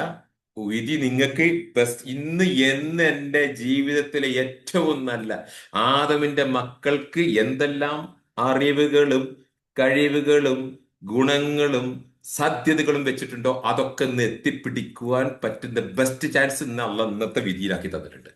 50,000 കൊല്ലത്ത് കഴിഞ്ഞ പിന്നെ എന്റെ ഉമ്മാന്റെ ഗർഭപത്രത്തിൽ ഒന്ന് റീഫേസ് ചെയ്തു, ഒന്ന് പുതുക്കി. അത് കഴിഞ്ഞ റമദാൻ ഒന്നും കൂടി ഇന്ന് രാവിലെ പുതുക്കി തന്നു. അതുകൊണ്ട് ഇന്ന് ആദമിന്റെ സന്തതികൾക്ക് എന്തെല്ലാം ഗുണങ്ങളും പിന്നെ അറിവുകളും കഴിവുകളും ഗുണങ്ങളും സാധ്യതകളും എത്തിപ്പിടിക്കാൻ പറ്റുമോ അതൊക്കെ, അതുപോലെ എന്തെല്ലാം മുസീബത്തുകളും വേണ്ടാത്തത് ഒഴിവാക്കാൻ പറ്റുമോ അതിനൊക്കെ ഉള്ള അവസരം ഇന്ന് ഫ്രഷ് ആയിട്ട് ഓരോ ഇന്ന് അല്ല തരികയാണ്. ആ ഓരോ ഇന്നും പുതിയ ഇന്ന്, അന്നലത്തിന്റെ ബാക്കിയല്ല ഇന്ന്, ഓരോ ഇന്നും. അതുകൊണ്ടാണ് ഈ ഇത്തരം കാര്യങ്ങളൊക്കെ സംസാരിക്കുന്ന ആളുകൾ മോട്ടിവേഷൻ ക്ലാസ്സിൽ ഓരോ ഇന്നും പുതിയതാണ്. ഇന്നലത്തെ ബാക്കിയല്ലടോ ഇന്ന് ഓരോ ഇന്നും പുതിയതാണ്. അതുകൊണ്ട് ഇന്ന് പുതിയ പ്രോഗ്രാമിംഗ് നടന്നിട്ടുണ്ട് എന്റെ ലൈഫിൽ, വിധിയിൽ. അതുകൊണ്ട് ഇന്നിന്റെ ജീവിതത്തിന്റെ റെസ്പോൺസിബിലിറ്റി എനിക്ക് ഏറ്റെടുക്കാൻ തന്റെ ഇടയിലേക്ക് പിന്നെ എന്തിനാണോ ഞാനൊക്കെ മനുഷ്യനാന്ന് പറഞ്ഞ് ചോറ് തിന്ന് നടക്കുന്നത്? മനസ്സിലാകുന്നത് നിങ്ങൾക്ക് ഗൗരവം? ഇതാണ് take the responsibility. Take the responsibility for your life. എന്റെ ജീവിതത്തിന്റെ ഉത്തരവാദിത്വം ഞാൻ ഏറ്റെടുക്കണം. ആ ഉത്തരവാദിത്വം, ഇന്നിന്റെ ഉത്തരവാദിത്വം ഞാൻ ഏറ്റെടുത്താൽ വേണ്ട, ഇന്ന് ഞാൻ ബെസ്റ്റ് ആയിട്ട് ജീവിച്ചാൽ ദാറ്റ് മീൻസ് എന്റെ ഇന്നലെ ബെസ്റ്റായി നടത്തും. ഇന്ന് ഞാൻ ബെസ്റ്റ് ആയാൽ എന്റെ നാളെ ബെസ്റ്റായി നടത്തും. നാളെ എനിക്കൊന്നും ചെയ്യാനില്ല, ഇന്നലെയും ചെയ്യാൻ കഴിയില്ല, എനിക്ക് ഇന്നേ ചെയ്യാൻ പറ്റുള്ളൂ. ഇന്ന് ഞാൻ ശരിയാക്കുന്ന ഒരു സ്വഭാവം എനിക്കുണ്ടായാൽ എന്റെ ഫ്യൂച്ചറും ശരിയാവും, എന്റെ പാസ്റ്റും ശരിയാവും. യാ അതുകൊണ്ടാണ് ഞാൻ പറയുന്നത്, വിധിവിശ്വാസമാണ് നമുക്ക് ഏറ്റവും വിധിവിശ്വാസമല്ല, വിധിവിശ്വാസത്തിലുള്ള മണ്ടത്തരം ഒരു മൊല്ലാക്ക വേർഷൻ. നമ്മുടെ നാട്ടിലെ ഈ അറബിക് കോളേജിന്റെ പ്രൊഡക്റ്റുകളായിട്ട് മൊല്ലാക്കമാരുടെ പാടി പറഞ്ഞ ഈ പൊല്ലാക്കന്മാർക്ക് പോലും സംശയം കൊണ്ട് കിടക്കുന്ന വിഷയം അത് അതുപോലെ തലയിൽ കൊണ്ടാണ് നമ്മുടെ ജീവിതത്തിൽ നമുക്കത് വലിയ ഒരു ഭാരമായി വരുന്നത്, അല്ല സ്പിരിച്വൽ ബ്ലോക്ക്, ആത്മീയ തടസ്സമായി വരുന്നത്. അതുകൊണ്ട് മനസ്സിലാക്കുക, there is A difference between faith and fate. Faith എന്ന് പറഞ്ഞാൽ വിശ്വാസം. ദാറ്റ് മീൻസ് ഫെയ്ത്ത് എന്ന് പറഞ്ഞാൽ നമ്മളെ ചാൻസും ചോയ്സും ഒക്കെ വെച്ചിട്ട് നമ്മൾ ഉഷാറായി മുന്നോട്ട് നീങ്ങുക. ഫെയ്ത്ത് മതവിശ്വാസികൾക്ക് മാത്രമൊന്നുമല്ല. ഫെയ്ത്ത് എന്ന് പറഞ്ഞാൽ, വിശ്വാസം എന്ന് പറഞ്ഞാൽ കൂടെ ഈ മങ്കാരി ഇസ്ലാമികാരി എന്ന് വിചാരിക്കേണ്ട. മതം ഉള്ളവരും ഇല്ലാത്തവരൊക്കെ ഫെയ്ത്ത് ഉണ്ട്. നിരീശ്വരവാദിക്കും ഫെയ്ത്ത് ഉണ്ട്. വിശ്വാസം എന്ന് പറഞ്ഞാൽ ഇവന്റെ ഉള്ളിൽ ചില ദൃഢവിശ്വാസം. ഫെയ്ത്ത് എന്ന് പറഞ്ഞാൽ വിധി. അപ്പൊ ഫെയ്ത്തും ഫെയ്ത്തും തമ്മിൽ ഒന്ന്, വിധിയിലാണ് നിങ്ങൾ കൂടുതൽ അവലംബിക്കുന്നതെങ്കിൽ ശ്രദ്ധിച്ചോ, വിധിവിശ്വാസത്തിലാണ് നിങ്ങൾ നിങ്ങളുടെ കാര്യങ്ങൾ ചെയ്യുന്നിടത്ത് വിധിവിശ്വാസത്തിലാണ് നിങ്ങൾ കൂടുതൽ അവലംബിക്കുന്നതെങ്കിൽ അത് നിങ്ങളെ പവറിന് എടുത്ത് കളയും. വിധിയിൽ വിശ്വസിക്കണം, ഇല്ലെങ്കിൽ കാഫറായി പോകും. വേണം, അത് ഇല്ലാന്ന് പറയുന്നവരൊന്നുണ്ട്. ഇല്ലാന്ന് ഒരുത്തം പറഞ്ഞാലും അവന്റെ ജീവിതത്തിൽ സംഭവിക്കുന്നുണ്ട്. അവന്റെ ജീവിതത്തിൽ അവനത് എന്തായാലും വിധി, അത് മുൻകൂട്ടി എന്തോ വിധിച്ചു വെച്ചിട്ടുണ്ട് എന്ന് അവൻ പറയും. അതുകൊണ്ട് വിധിവിശ്വാസം ഇല്ലെന്നല്ല, വിധിവിശ്വാസത്തിന്റെ എത്രത്തോളം നിങ്ങൾ ആ ജീവിതത്തിനെ അവലംബമാക്കാതിരിക്കുന്നു അത്രത്തോളം നമുക്ക് വിജയിക്കാൻ പറ്റും. അതേ സമയത്ത് ഫെയ്ത്ത് നമ്മളെ വിശ്വാസത്തിന് നമുക്ക് വിശ്വാസം എന്ന് പറഞ്ഞ സാധനം എന്താ? എനിക്ക് എന്നിലും എന്റെ അറിവിലും എന്റെ കഴിവിലുമുള്ള വിശ്വാസമാണ് എന്റെ വിശ്വാസം. ഇതാണ് സെൽഫ് കോൺഫിഡൻസ് എന്ന സാധനം, ആത്മവിശ്വാസം എന്ന സാധനം. ഫെയ്ത്ത് എന്ന് പറഞ്ഞത് ആത്മവിശ്വാസമാണ്. എനിക്ക് എന്നിലും എന്റെ അറിവിലും എന്റെ കഴിവിലുള്ള വിശ്വാസമാണ് എന്റെ ഫെയ്ത്ത്. അതുകൊണ്ട് അത് എത്രത്തോളം നിങ്ങളുടെ കാര്യങ്ങൾ ചെയ്യുന്നിടത്ത് അത് നിങ്ങൾ എത്രത്തോളം അവലംബിക്കുന്നോ അത്രത്തോളം നിങ്ങൾക്ക് വിജയിക്കാൻ പറ്റും. നേരെ മറിച്ച് വിധിയെ, ഇപ്പൊ ആൾക്കാർ വിധി വിശ്വാസം ഇല്ല, ഈമാങ്കാരിയല്ല, അപ്പൊ അത് വേണം ഇപ്പൊ സ്വർഗം കിട്ടാൻ വേണ്ടിട്ട് അങ്ങോട്ടും വിശ്വസിച്ചിട്ട് എന്തും ചെയ്തിട്ട് ഒരു കാര്യവും അവനൊരു റോളും ഇല്ലാത്ത രീതിയിൽ എന്താ ചെയ്യുക, അതവന്റെ വിധിയല്ലേ. എനിക്കറിയാം ചില വിഡ്ഢികൾ എന്ന് പറയും, ശരിക്ക് വിഡ്ഢികള്, പൊട്ടത്തരം മണ്ടത്തരം തന്നെ ചെയ്യൂ. എടാ മണ്ടത്തരാണ് ചെയ്യുന്നത് പറഞ്ഞ എന്താ ചെയ്യുക, അള്ളാന്റെ വിധിയല്ലേ, അങ്ങനെയല്ലേ സംഭവിച്ചത്, അങ്ങനെ സംഭവിച്ചു, അപ്പൊ അള്ള വിധിച്ചല്ലേ സംഭവിക്കുള്ളൂ. അതെ, അപ്പൊ സംഭവിച്ച അള്ള വിധിച്ചു, വേറൊന്നും വിധിച്ചിട്ടില്ല. അതിനാണ് അടി, അതിനാണ് അപ്പ കൊടുക്കേണ്ട അടി കൊടുത്തിട്ട് അള്ള നിനക്ക് വിധിച്ചിട്ടുണ്ട് അടി 10 കൊണ്ടടോ എന്ന് പറഞ്ഞ് കൊടുക്കുക. ഒന്നാണ് കിട്ടുമ്പോൾ ഇറങ്ങി ഓടും. ആ വിധിച്ചത് എനിക്ക് വേണ്ട, ഞാൻ അങ്ങനെ ഓടുന്ന വിധിയും കൂടി ഉണ്ടോ നോക്കട്ടെ എന്ന് പറഞ്ഞ് ഓടിക്കോളും.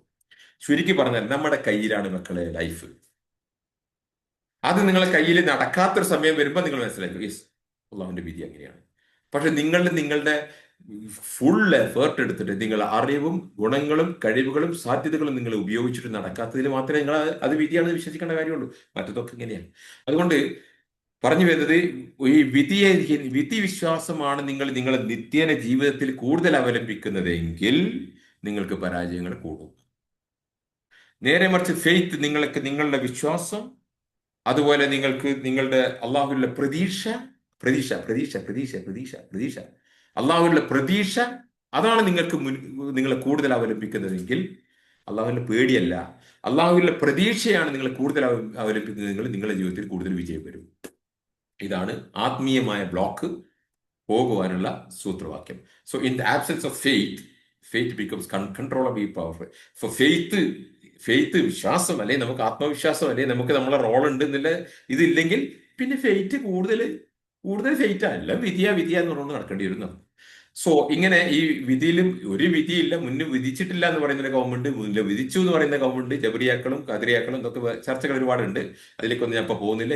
വിശദമാണെങ്കിൽ അതൊക്കെ നമുക്ക് പിന്നീട് പ്രോബ്ലം സോൾവിങ്ങിന്റെ സമയത്ത് solution, how can you solve your problems, ഇതിന്റെ സിലബസിലും മറ്റേ അഡ്വാൻസ്ഡ് ഏരിയ അവിടെ നമുക്ക് വിശദീകരിക്കാം. ഓക്കെ, അതുകൊണ്ട് സഹോദരന്മാരെ, സുഹൃത്തുക്കളെ മനസ്സിലാക്കുക. ഇനി നിങ്ങൾക്ക് ഞാൻ അമൂല്യമായ ഒരു സാധനം തരാൻ പോവാ. നിങ്ങളെ മൈൻഡിനെ ഞാൻ റീപ്രോഗ്രാം ചെയ്യാൻ പോവാ.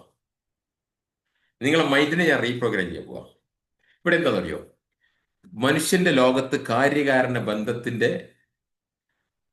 മനുഷ്യന്റെ ലോകത്ത് കാര്യകാരണ ബന്ധത്തിന്റെ ലോകത്ത് കാര്യവും കാരണം തന്നെ വർക്ക് ചെയ്യുന്നത്. ഇന്ന കാരണമൊക്കെ ഉണ്ടായാൽ ഇന്നൊക്കെ ഉണ്ടാവും, ഇത്ര സെയിൽസ് ഉണ്ടായാൽ ഇത്ര പ്രോഫിറ്റ് ഉണ്ടാവും, ഇത്ര സെയിൽസ് ഇല്ലേ ഇത്ര പ്രോഫിറ്റ് ഉണ്ടാവില്ല, ഇത്ര എക്സ്പെൻസ് ഉണ്ടോ ഇത്ര ചെലവുണ്ടോ നിങ്ങൾക്ക് ഇത്ര ലാഭം ഉണ്ടാവില്ല. ഇതൊക്കെ തന്നെ കാര്യകാരണ ബന്ധ. ഇന്ന മരുന്ന് കുടിച്ചാൽ നിന്റെ അസുഖം മാറും, ഇന്ന മരുന്ന് കുടിച്ചാൽ നിന്റെ അസുഖം കൂടും, ഇന്ന രോഗം വരുമ്പോൾ ഇന്നതൊക്കെ ചെയ്തിട്ടില്ലേ, ലൈഫ് സ്റ്റൈൽ മാറ്റിയിട്ടില്ലെങ്കിൽ അസുഖം കൂടും. ഇതൊക്കെ കാര്യകാരണ ബന്ധത്തിന്റെ. ഇത് ഫിസിക്കൽ വേൾഡിൽ ഇതാണ് സംഭവിക്കുന്നതെങ്കിൽ ഇതേ ഇതിന്റെ ഒരു നോൺ ഫിസിക്കൽ വേൾഡ് ഉണ്ട്. ഞാൻ പറഞ്ഞില്ലേ, ഇത് എന്തിനും ഇപ്പൊ ഈ പന്ത് ഇവിടെ ഉണ്ട്, ഈ പന്തിന് ഇതിന്റെ നോൺ ഫിസിക്കൽ ഒരു സംഭവം അവിടെ നടക്കുന്നുണ്ട്. അതില് ആൽബർട്ട് ഐൻസ്റ്റീൻ പറഞ്ഞതുപോലെ അതിന്റെ ഫ്രീക്വൻസി കുറഞ്ഞ ഒരു റേഞ്ചിലേക്ക് ഇത് കാണാൻ പറ്റുള്ളൂ. ഇത് ഫ്രീക്വൻസി കൂടുതലുള്ള റേഞ്ചിൽ ഈ പന്തിനെ എനിക്ക് കാണാൻ പറ്റുന്നില്ല. ഈ പന്തിന്റെ ഹൈ ഫ്രീക്വൻസി ഉള്ള ഒരു സാധനം ഇവിടെ തന്നെ ഉണ്ട്. അതാണ് ഗൈബിയായ വേൾഡ്. ആൽബർട്ട് ഐൻസ്റ്റീൻ പറഞ്ഞതുപോലെ വളരെ സത്യം ഇയാൾ പറഞ്ഞത്. അയാളാണ് കാഫിറ, പക്ഷെ അയാൾ പറഞ്ഞത് സത്യ. എങ്കിൽ ഗൈബിയായ ലോകത്ത് സംഭവിക്കുന്നത് നമ്മുടെ പവറാണെന്ന് മനസ്സിലാക്കിക്കോ. ആത്മാവിന്റെ പ്രകാശം. ആ ആത്മാവിന്റെ പ്രകാശം നിങ്ങൾ പ്രപഞ്ചത്തിലുടനീളമുള്ള ഒരുപാട് ഗുണങ്ങളുണ്ട്. അള്ളാഹുവിന്റെ നൂറ്, അള്ളാഹുവിന്റെ റഹ്മത്തി വസീത്ത കൊല്ല ഷെയ്ൻ, അള്ളാഹുവിന്റെ കാരുണ്യവും അറിവും നിറയാത്ത ഒരു ലോകം ഇല്ല. എല്ലാ ലോകത്തും അതുണ്ട്, എല്ലാ സമയത്തും ലോകത്ത് അവിടെ നിങ്ങൾ ജീവിക്കുമ്പോൾ നിങ്ങളുടെ ഉള്ളിൽ ഈ ഗുണങ്ങൾ തന്നെ നിങ്ങളുടെ ഉള്ളിൽ വർക്ക് ചെയ്യാൽ അതാണ് നിങ്ങളെ പ്രകാശമായിട്ട് കൊടുക്കൊണ്ടിരിക്കുക. അത് തന്നെയല്ല ഇപ്പൊ നമ്മൾ പറഞ്ഞത്. നിങ്ങൾ മതം പഠിച്ചാൽ മതി. മതം പഠിച്ച് സിഫാത്തുകൾ പഠിക്കുക. അള്ളാഹുവിന്റെ ഗുണവിശേഷങ്ങളെ കുറിച്ച് കൂടുതൽ പഠിച്ചാൽ നിങ്ങളുടെ ഉള്ളിൽ പ്രകാശം കൂടും. ആ പ്രകാശം ഇവിടെ ആൾറെഡി ഉണ്ട്, അത് കൂടിക്കൊണ്ടേയിരിക്കും. പക്ഷെ ഇതിന് പുറത്ത് കുറെ അസൂയയും പകയും കുഷ്മും വാശിയും ദേഷ്യവും വെറുപ്പും നേരെ കരച്ചിലും പിടിച്ചിട്ടാണെങ്കിൽ പിന്നെ ആ പ്രകാശം പുറത്തേക്ക് വരില്ല. അതുകൊണ്ട് നെഞ്ഞകം ക്ലിയർ ചെയ്യുക. അതിന് അടുത്ത സെഷനിൽ അടുത്ത 2 ആഴ്ചയിൽ നമ്മൾ പഠിപ്പിക്കാൻ നെഞ്ഞിനകത്ത് ഉണ്ടാകുന്ന എമോഷൻസ്, പേടി, വിഷമം, ദുഃഖം, ഡിപ്രഷൻ ഒക്കെ ഒഴിവാക്കാനാണ്. അതെന്തിനാ? നിങ്ങളെ പ്രകാശം പുറത്തേക്ക് വരട്ടെ. അപ്പൊ അതുകൊണ്ട് ഇവിടെ മെറ്റാഫിസിക്കൽ വേൾഡിൽ ഉണ്ടാകുന്നത് ഇങ്ങനത്തെ ലൈറ്റ്, മനുഷ്യന്റെ ആത്മാവിൽ നിന്ന് പുറത്തേക്ക് വരുന്ന പ്രകാശം, അത് അള്ളാഹുവിന്റെ പ്രകാശമായിട്ട് മേർജ് ചെയ്യുന്നത്, മലക്കുകളുടെ പ്രകാശമായിട്ട് മേർജ് ചെയ്യുന്നത്, ജിന്നുകളുടെ പ്രകാശമായിട്ട് മേർജ് ചെയ്യുന്നത്, ഈ ഒരു പ്രകാശത്തിന്റെ വേൾഡാണ് ഇവിടെ ഉള്ളത്. അവിടെ അതിൽ ഏറ്റവും വലിയ വാല്യൂ കാരുണ്യം. അതുകൊണ്ട് റഹ്മത്ത് അള്ളാഹിന്റെ അടുത്ത് ആകാശഭൂമിയെ സൃഷ്ടിച്ചോണ്ട് അള്ളാഹുവെ, എന്നെ ബന്ധം വിച്ഛേദിക്കുന്നവരുമായിട്ട് നീ ബന്ധം വിച്ഛേദിക്കുമോ? യെസ്, വിച്ഛേദിക്കും പറഞ്ഞു അല്ലാഹ്. അപ്പൊ റഹ്മത്ത്, അതുകൊണ്ട് റഹ്മത്തിന്റെ കണക്ഷൻസ്, നല്ല ഗുണങ്ങളുടെ അതിൽ ഏറ്റവും നല്ല ഒരുപാട് ഗുണങ്ങളുണ്ട്.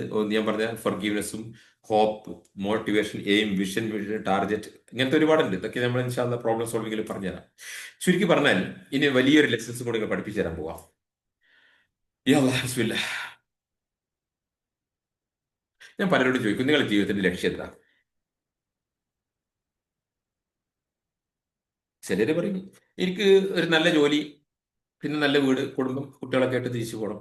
ആ, അപ്പൊ അങ്ങനെ ഇരിക്കുമ്പോ മറ്റാള് അല്ല മുമ്പ് പറഞ്ഞത് ഇപ്പൊ ദുനിയാവിന്റെ അല്ലേ എനിക്ക് മോമിനായിട്ട് മരിക്കണം, നല്ല മനുഷ്യരായിട്ട് മരിക്കണം, മോമിനായിട്ട് മരിക്കണം. അപ്പൊ അടുത്ത ആൾ ഇത് കേട്ടിട്ട് ഒരു രണ്ടാളും പറഞ്ഞതിപ്പോ ഒരാൾ ആഹ്റം പറഞ്ഞത് എനിക്ക് സ്വർഗം കിട്ടണം എന്ന് പറയും. ഞാൻ നിങ്ങളോട് ചോദിക്കാം, ഇതിലുള്ള 19 പേര് 18 പേരുണ്ട്, അവരോടും ചോദിക്കുക, നിങ്ങളെ ലക്ഷ്യം എന്താ? നിങ്ങളെ ലക്ഷ്യം സ്വർഗം കിട്ടണമെന്നാ? അധികമായിരിക്കും. എന്നാൽ അതിനപ്പുറത്തെ ലക്ഷ്യമുണ്ട്. സ്വർഗം കിട്ടണം എങ്കിൽ സ്വർഗം കിട്ടിയാൽ അതിനപ്പുറത്തെ ലക്ഷ്യമുണ്ട്. മനസ്സിലാക്കുക എന്താ? അള്ളാഹുവിനെ കാണണം എന്നതാണ്. അള്ളാഹുവിനെ കണ്ടുമുട്ടുക, ലിഖാ റബ്ബിഹി. ശ്രദ്ധിച്ചിട്ടോ, അതങ്ങനെ തന്നെ പഠിച്ചോ. പരലോകത്ത് വെച്ച് അള്ളാഹുവിനെ കാണണം എന്ന ഒരു ഉദ്ദേശം വല്ലവനും ഇഹലോകത്ത് ജീവിക്കുമ്പോഴുണ്ടെങ്കിൽ മാത്രമേ അവൻ മരിച്ചു പോയാലും അവന് സ്വർഗം കിട്ടിയാലും അവൻ അള്ളാഹിനെ കാണാൻ പറ്റൂ എന്ന് പറഞ്ഞ എത്രയോ പണ്ഡിതന്മാരുണ്ട്. ഇവിടെ വെച്ച് ആ ഉദ്ദേശമില്ല, സ്വർഗം കിട്ടണം, അവിടെയുള്ള പൂന്തോട്ടം, അരുവികള്, നദികള്, പിന്നെ ചാൽമരങ്ങള്, അവിടെയുള്ള ഹൂർലിങ്ങള്, അവിടെയുള്ള വിഭവങ്ങൾ, ഇതാണ് മനസ്സിലെങ്കിൽ അത് നിങ്ങൾക്ക് കിട്ടും. പക്ഷെ ഇതിനപ്പുറത്തേക്ക് എങ്ങനെ നടക്കാൻ നല്ലത് കാണൂല, അള്ളാഹിനെ കാണൂല. അള്ളാഹുവിനെ അവിടെ വെച്ച് കാണണം എന്ന് ഇവിടെ ജീവിക്കുമ്പോഴുണ്ടെങ്കിൽ മാത്രമേ അള്ളാഹുവിനെ അവിടെ ചെല്ലുമ്പോൾ കാണാൻ പറ്റൂ. മനസ്സിലാക്കിക്കോ. എന്ന് മാത്രല്ല എന്ന് മാത്രല്ല അവിടെ വെച്ച് അള്ളാഹുവിനെ കാണണം എന്ന് നിങ്ങൾ ഇഹലോകത്ത് വെച്ച് നെയ്യത്ത് വെച്ചാൽ അള്ളാഹ് നെയ്യത്ത് വെക്കാണ്, ആ മനുഷ്യനെ എന്നെ കാണണം എന്ന് ആഗ്രഹിച്ചവരാണ്, അവനെ ഞാൻ കാണിച്ചു കൊടുക്കും, അല്ലെങ്കിൽ അവനെ എനിക്ക് കാണണം. ആ ലിക്കാ അല്ല നമ്മളിപ്പോ കാണലില്ല, ഈ കാണൽ അല്ല ആ കാണൽ. ഈ കാണൽ എന്താണെന്ന് അറിയോ? ഈ കാണലെല്ലാം നമ്മളെ അല്ല ഇങ്ങോട്ട് കാണുന്നത് നമുക്ക് അങ്ങോട്ട് കാണില്ല, വൺ വേ ആണ്. പക്ഷെ അത് ഒരു കണ്ണടയോ ക്യാമറയോ ഇല്ലാത്ത ഈ നഗ്ന നേത്രങ്ങൾ കൊണ്ടും ഒരു പ്രവാചകനെയോ ഒരു മലക്കോ ഇല്ലാതെ അള്ളാഹുവിന്റെ ശബ്ദം കേൾക്കുന്ന രീതിയിൽ അള്ളാഹുവിനോട് കണ്ട് സംസാരിക്കുന്നതാണ് ലിക്കാ റബ്ബിഹി. ഒരു പ്രവാചകനോ മലക്കോ ഇതിനിടയിലുണ്ടാകും. ഇപ്പൊ അള്ളാന്റെ വാക്ക് നമ്മൾ കേട്ടു, ഖുർആൻ അള്ളാന്റെ കലാമ, അള്ളാന്റെ സംസാര കേട്ടു. അത് മനുഷ്യന്മാരുടെ നാവിലൂടെ ജിന്നുകളുടെ നാവിലൂടെ വരുന്ന, മനുഷ്യന്റെയും ജിന്നുകളുടെയും നാവിലൂടെ ഇത് വരുള്ളൂ. മനുഷ്യന്റെയും ജിന്നുകളുടെയും നാവിലൂടെ ഈ ഖുർആൻ ഓതാൻ കഴിയുമോ? മനസ്സിലാകുന്നില്ല. അതുകൊണ്ട് ആ ശബ്ദം ഞാൻ കേൾക്കുന്നുണ്ടെങ്കിൽ പോലും അതൊരു മലക്കിലൂടെ ഒരു പ്രവാചകനിലൂടെ എത്തിയതാ. ഇത് ആ അള്ളാഹുവിന്റെ വാക്ക് അങ്ങനെ എന്റെ ചെവിയിലേക്ക് എത്താൻ ഒരു കണ്ണടയോ ക്യാമറയോ ഇല്ലാതെ നഗ്ന നേത്രങ്ങൾ കൊണ്ട് കാണുന്ന, അതാണ് ലിഖാ. അത് നമ്മൾ ഉദ്ദേശിച്ചാൽ ആ മനുഷ്യരെ നമ്മൾക്ക് കാണിച്ചു തരുവാൻ ഉള്ള അവസരങ്ങളും സന്ദർഭങ്ങളും സാഹചര്യങ്ങളും സവിശേഷതകളും എന്തൊക്കെ സൗകര്യമാണ് അത് മുഴുവൻ ഇറക്കി തരുന്ന ഉത്തരവാദിത്വം ഏറ്റെടുത്തു. അതിന് എന്തൊക്കെ തടസ്സം നമ്മുടെ ജീവിതത്തിലുണ്ടോ അതൊക്കെ നീക്കി തരുന്ന ഉത്തരവാദിത്വം ഏറ്റെടുത്തു. സുബ്ഹാനല്ലാഹ്. കിട്ടിയ സഹോദരങ്ങൾക്ക്, നിങ്ങൾ ആത്മീയ ബ്ലോക്ക് പോകാനുള്ള ഇതെന്താന്ന് നിങ്ങൾക്ക് മനസ്സിലായോ? അതുകൊണ്ട് ഏറ്റവും ഇതിനപ്പുറത്തേക്ക് ഒരു ലക്ഷ്യം ഈ ദുനിയാവില് ഒരു മതത്തിലും പറഞ്ഞിട്ടില്ല, കിതാബിലും സുന്നത്തിലും ഏതായാലും ഇല്ല, ഒരു പണ്ഡിതന്മാരും പറഞ്ഞിട്ടില്ല, ഒരു മതത്തിലും ഇതിനപ്പുറത്തേക്ക് ഒരു ലക്ഷ്യം ഇല്ല. അള്ളാഹുവിനെ കാണുന്നതിന്റെ അപ്പുറത്തേക്കുള്ള ലക്ഷ്യം. എന്നാൽ അള്ളാഹുവിനെ കാണുന്ന സമയത്താണ് അള്ളാഹു സ്വർഗത്തിലുള്ള എല്ലാ അനുഭൂതിയും കിട്ടി. സുഹൃത്ത് പിന്നെ എന്താ പറയുന്നത് ഓർമ്മയില്ല. പിന്നെ സ്വർഗത്തിലെ എല്ലാ അനുഭൂതിയും കിട്ടിയിട്ട് അള്ള ചോദിക്കും, ആ ഹാപ്പി ആയോ? അള്ളാഹുവെ കിട്ടി, ഞങ്ങൾ ഭൂമിയിൽ ജീവിച്ചപ്പോൾ നീ വാഗ്ദാനം നൽകി, അത് എന്നുള്ള സൗകര്യം ഞങ്ങൾക്ക് നൽകി, ഞങ്ങൾക്ക് അവിടെ നീ ഭക്ഷണം നൽകി, ഞങ്ങൾ അതനുസരിച്ച് ജീവിച്ചു, നിന്റെ വാഗ്ദാനം നീ പുലർത്തി തന്നു, ഞങ്ങൾ ഹാപ്പിയാണ്, ഞങ്ങൾ വളരെ ഹാപ്പിയാണ്, തൃപ്തി 100% തൃപ്തിയാണ്.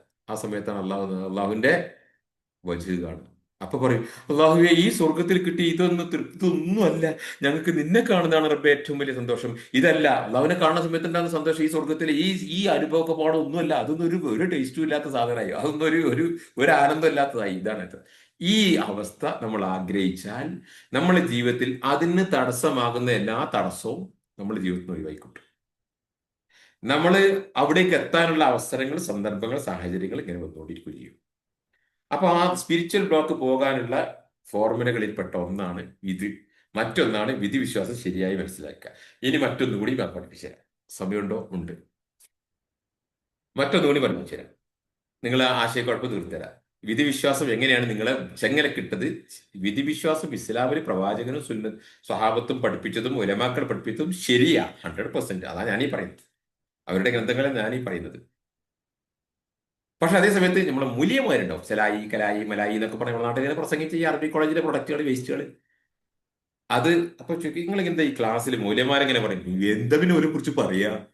സമൂഹത്തിന് ഈ രീതിയിൽ ഇതിലിട്ടിട്ട് പിന്നെ ഇതുപോലെ വിഷയം പറയുന്ന ആൾക്കാരെ തള്ളിയിട്ട് അവരിങ്ങനെ ഒരു വേഷവിധാനത്തിൽ ഇപ്പം പറയാം. ഇപ്പൊ നമ്മളെ ക്ലാസ്സിൽ പങ്കെടുത്തൊരു കുട്ടി, ക്ലാസ്സിൽ പങ്കെടുത്തു, സൈക്കോളജി കഴിഞ്ഞ കുട്ടി. അവള് ക്ലാസ് കേട്ട് കേട്ട് കേട്ട് കേട്ട് കേട്ടില്ലേ, ദുനിയാവിൽ ഒരാഗ്രഹവും പാടില്ല, ദുനിയാവിൽ ഒരു ആഗ്രഹവും പാടില്ല എന്നാണ് അത്ര പറഞ്ഞത് മൊലിയരുവിന്. അതോട് ഇവള് ക്ലാസ് നിർത്തി. ശരിയല്ലല്ലോ.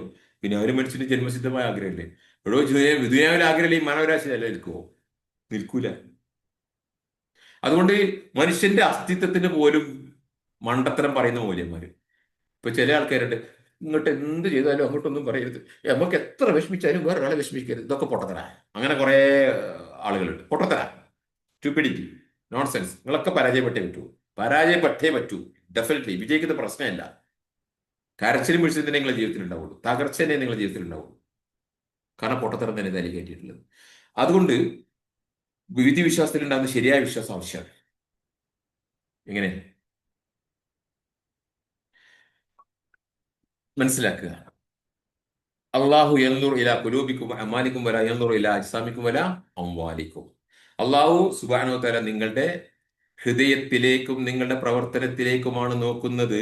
നിങ്ങളുടെ ശരീരത്തിലേക്കോ നിങ്ങളുടെ സമ്പത്തിലേക്കോ അല്ല അള്ളാഹു നോക്കുന്നത്. പഠിപ്പിച്ചല്ലോ, പഠിപ്പിച്ചു. ഇത് എപ്പോ നോക്കുന്നു ഞങ്ങളെ വിചാരം? ഇപ്പൊ ചിലര് അത് മരിക്കുന്ന സമയത്ത്, ചിലര് അത് പരലോകത്ത് വിചാരണ സമയത്ത്. അല്ല, അത് ഇപ്പോന്നല്ല, എപ്പോഴും.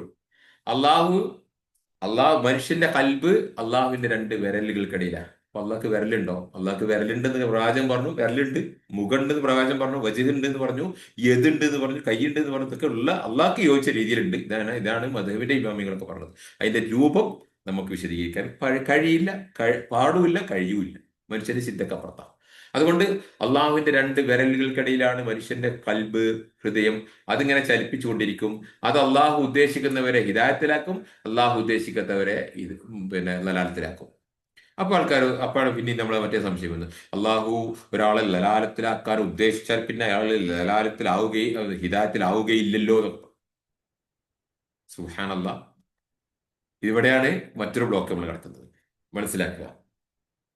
അള്ളാഹു എന്നുറില കുലൂബിക്കും, ഈ ഇതിലേക്കല്ല എപ്പോഴും നോക്കിക്കൊണ്ടിരിക്കുന്നു. ഇതിൽ അള്ളാഹു ഖൈറ് കണ്ടാൽ അതിനെ അള്ളാഹു വലത്തോട്ടേ തിരിക്കൂ, ഹിദായത്തിലേക്കേ തിരിക്കൂ. അള്ളാഹു എപ്പോൾ ഇതിന് ഖൈറില്ല എന്ന് കാണുന്നു അപ്പോഴേ അള്ള ഇങ്ങോട്ട് തിരിക്കൂ. ഇത് ജനിച്ചപ്പോ ഇത് ഖൈറാക്കിയിട്ടാണ് ഫിത്രത്തിൽ. പിന്നെ അത് അവനായിട്ട് ഇങ്ങോട്ട് തിരിച്ചതാ, അല്ലെ എന്റെ മാതാപിതാക്കൾ. അപ്പൊ അതുകൊണ്ട് ഇത് ഇങ്ങോട്ട് തിരിച്ചു വെച്ചാൽ, ഖൈറ് കണ്ടാൽ അത് വലത്തോട്ടേ തിരിക്കൂ. അപ്പൊ അന്നങ്ങനെ ഒരാൾക്ക് ഈ ദലാലത്ത് വിധിക്കുക, എന്നിട്ട് പിന്നെ ഓനങ്ങനെ ഓൻ ജീവിച്ചു കഴിഞ്ഞിട്ട് പിന്നെ ഓനെ വിചാരണയൊക്കെ ചടങ്ങൊക്കെ നടത്തി പിന്നെ പോയി കത്തിച്ചേ. മണ്ടത്തര ചെയ്യാ? അല്ല നീതിമാനല്ലേ, ബുദ്ധിയുള്ള ആളല്ലേ, അസീസ് അല്ലേ, അലീമല്ലേ, ആദിലല്ലേ? സുബ്ഹാനല്ലാഹ്. ആൽദമോർ റഹീം അല്ലേ, റഹ്മാൻ അല്ലേ? അള്ളാഹു അതുകൊണ്ട് നമ്മളെ ഹിദായത്തിനും നമ്മളെ ദലാലത്തിനും ആരാ ഉത്തരവാദി? ഞാൻ. ഇതിലെപ്പോ ഹൈറ് കണ്ടാൽ അള്ളാഹ് ഹിദായത്തിലേ അവനാക്കൂ. അതുകൊണ്ട് ഇതിന് ഹിദായത്തിലെ അള്ളാഹ് ആക്കും. ഇവന് എപ്പോ ദലാലത്തിൽ എപ്പോഴാണോ ഇതിൽ ഹൈറില്ലാത്ത അപ്പോഴും ഇങ്ങോട്ടാക്കുള്ളൂ. അതുകൊണ്ട് തന്നെ എന്റെ ഹിദായത്തിന്റെ ഉത്തരവാദിത്വം ഞാൻ തന്നെ ഏറ്റെടുക്കണം. എന്റെ ഹിദായത്തിന്റെ ഉത്തരവാദിത്വം, എന്റെ സ്വർഗത്തിന്റെ ഉത്തരവാദിത്വം, എന്റെ ജീവിതത്തിലെ എല്ലാ തടസ്സങ്ങളും നീങ്ങാനുള്ള ഉത്തരവാദിത്വം ഞാൻ ഏറ്റെടുക്കണം. അള്ളാഹുവിനെ കാണണം എന്ന് എനിക്ക് ലക്ഷ്യം. അപ്പൊ ഇതിനകത്ത് ഹൈറ് കണ്ടാൽ ആ ഹൈർ എന്താ? ആ ഹൈറാണ്, ആ ഹൈറ് പല ചോദ്യങ്ങളുടെ ഉത്തരമാണ്. അതെന്താ? എക്സിസ്റ്റൻഷ്യൽ ചോദ്യങ്ങൾ. അതായത് നമ്മൾ മതം വളമ്പും കുട്ടികളെ, ഡാ പഠിക്കട, ഇരിക്കട, കിടക്കട, നിൽക്കട എന്നൊക്കെ പറഞ്ഞത്. ഞാൻ പറയാം, പക്വത എത്തിയിട്ടില്ലാത്ത കുട്ടികൾക്ക്, ജീവിതത്തിന്റെ സീരിയസ്നെസ് ഓഫ് ദി ലൈഫ് ഇല്ലാത്ത കുട്ടികളോട് നിങ്ങളെ മതം പറയല്ലേ, പ്ലീസ് നിർത്ത്. സീരിയസ്നെസ് ഓഫ് ദി ലൈഫ് ഇല്ലെങ്കിൽ കുട്ടികളോട് മതം പറയല്ലേ, അവർക്ക് വെറുപ്പേ ഉണ്ടാവുള്ളൂ. അത് സീരിയസ്നെസ് ഓഫ് ദി ലൈഫ് വരട്ടെ. അപ്പൊ സാർ അത് എത്രാമത്തെ വയസ്സിലാണ് വരിക? അത് എത്രാമത്തെ വയസ്സിന് വരാം. ചിലപ്പോൾ ചില കുട്ടികൾക്ക് 5ഉം 6ലും വരും, ചില കുട്ടികൾക്ക് 10 വരും, ചില കുട്ടികൾക്ക് 10ഓ 20ഓ ആവേണ്ടി വരും. വെയിറ്റ് ചെയ്യും. കുട്ടികളെ കുട്ടികളായിട്ട് വളരാൻ അനുവദിക്ക്. വളരാൻ അനുവദിച്ചു കഴിഞ്ഞാൽ നിങ്ങൾക്ക് അത് ബ്യൂട്ടിഫുൾ ആയിട്ട് കൊണ്ടു നടക്കാൻ പറ്റും. അപ്പോ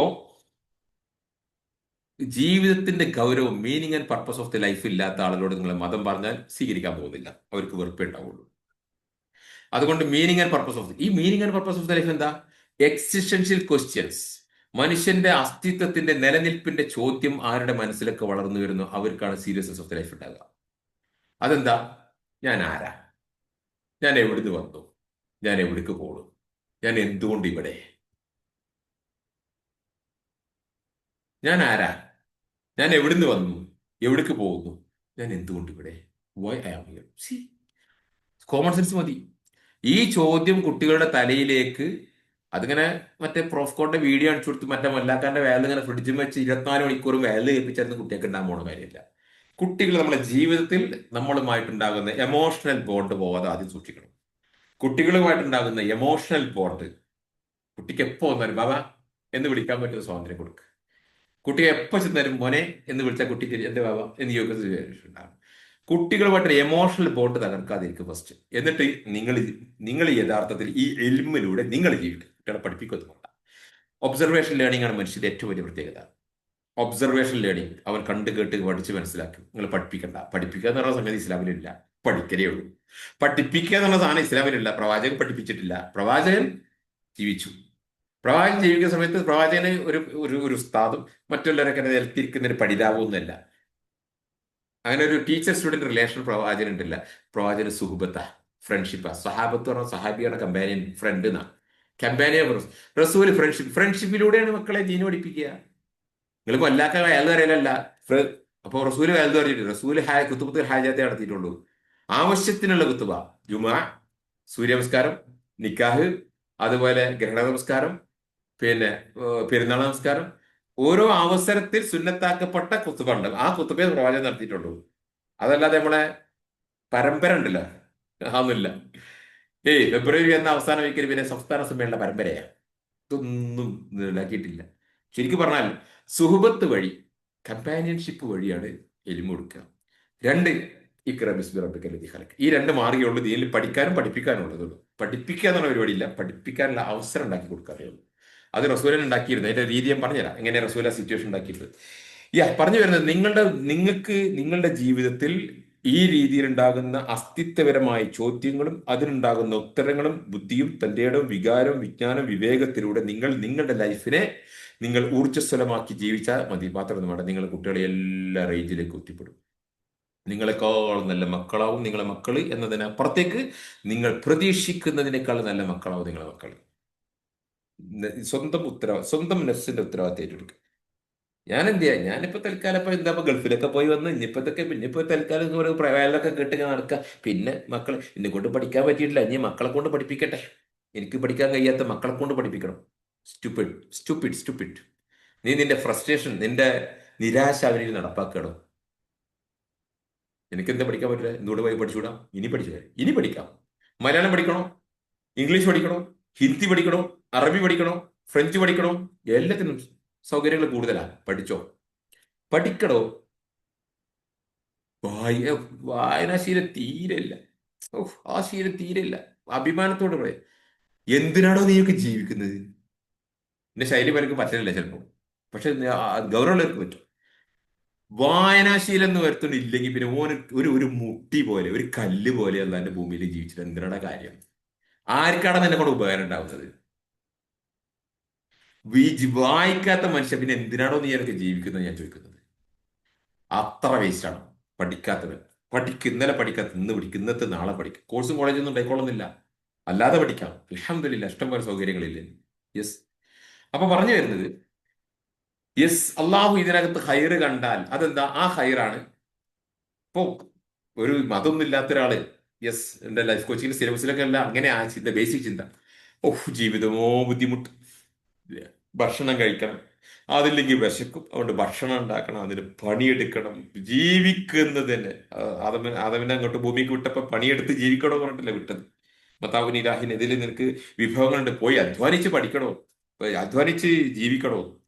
ഇങ്ങനെ കഷ്ടപ്പെട്ട് അധ്വാനിച്ച് ഭക്ഷണമൊക്കെ കഴിച്ച് ജീവിച്ച് ഇങ്ങനെ ആയിട്ട് പിന്നെ അവസാനത്ത് എന്താകാൻ പോകുന്നു? പിന്നെ മരിക്കുക. എന്നാ പിന്നെ ഇത് ആദ്യം മരിച്ചാൽ പോരെ? കുറെ ഭക്ഷണമൊക്കെ പ്രയാസപ്പെട്ട് ഭക്ഷണമൊക്കെ കഴിച്ച് ജീവിച്ചിട്ട് പിന്നെ മരിക്കാൻ പോകണം? എന്നാ പിന്നെ ഇത് ആദ്യം മരിച്ചാൽ പോരെ? പക്ഷെ ഇതെന്തുകൊണ്ടാണ് ഇതിന് ഈ കർമ്മത്തിന്റെ എന്തുകൊണ്ടാണ് ഇതിന്റെ what is the meaning behind it? അതാണ് ഇതിനകത്ത് ഈ ഇങ്ങനെ ഞാൻ ജീവിച്ച് മരിക്കുന്നതിന്റെ പിന്നിൽ മറ്റൊരു യുക്തിയുണ്ട്. ഈ യുക്തിയെ കുറിച്ചുള്ള ചിന്തയൊക്കെയാണ് എക്സിസ്റ്റൻഷ്യൽ ചോദ്യങ്ങളും കുട്ടി നിലനിൽപ്പിന്റെ മനുഷ്യന്റെ അസ്തിത്വത്തിന്റെ ചോദ്യങ്ങൾ കുട്ടിയിൽ ജനിപ്പിക്കുക. അപ്പോഴേ കുട്ടിക്ക് സീരിയസ്നെസ് ഓഫ് ദി ലൈഫ് വരൂ.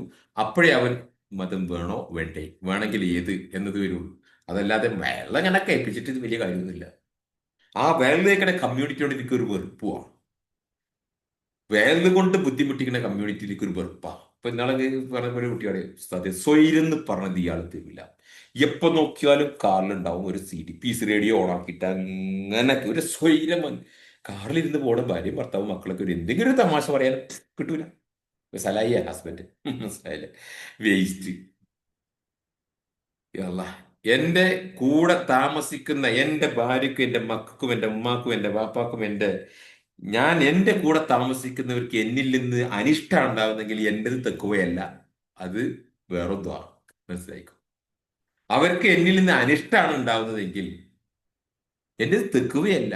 അപ്പൊ അവര് വേണ്ടാത്ത കെട്ടിട്ട് തിരുത്തൽ ഇങ്ങനെയല്ല ഭായി. തിരുത്തൽ വേറെ മാർഗമുണ്ട്. അവർക്ക് അനിഷ്ടമില്ലാത്ത രീതിയിൽ തിരുത്തണം. അതാണ് പാരന്റിങ് ഞാൻ പഠിപ്പിച്ചത് ഇൻഷാ അല്ലാഹ് കോഴ്സിന്റെ ബാക്കിയായിട്ട്. സഹോദരന്മാരെ, സുഹൃത്തുക്കളെ, ഇതിന് ഹൈറ് കണ്ടാൽ അപ്പൊ അതുകൊണ്ട് ഈ പ്രപഞ്ചം ലൈഫ് എന്തിന് എവിടേക്ക് പോകുന്നു, ഇതിന് പ്രപഞ്ചത്തിന്റെ പിന്നിൽ ഒരാളുണ്ട് ഉണ്ടെങ്കിൽ ആ സത്യം എന്ത്, ആ ആ സത്യം എന്ത്, ആ സത്യം ആരുടെ കയ്യിലുണ്ട്.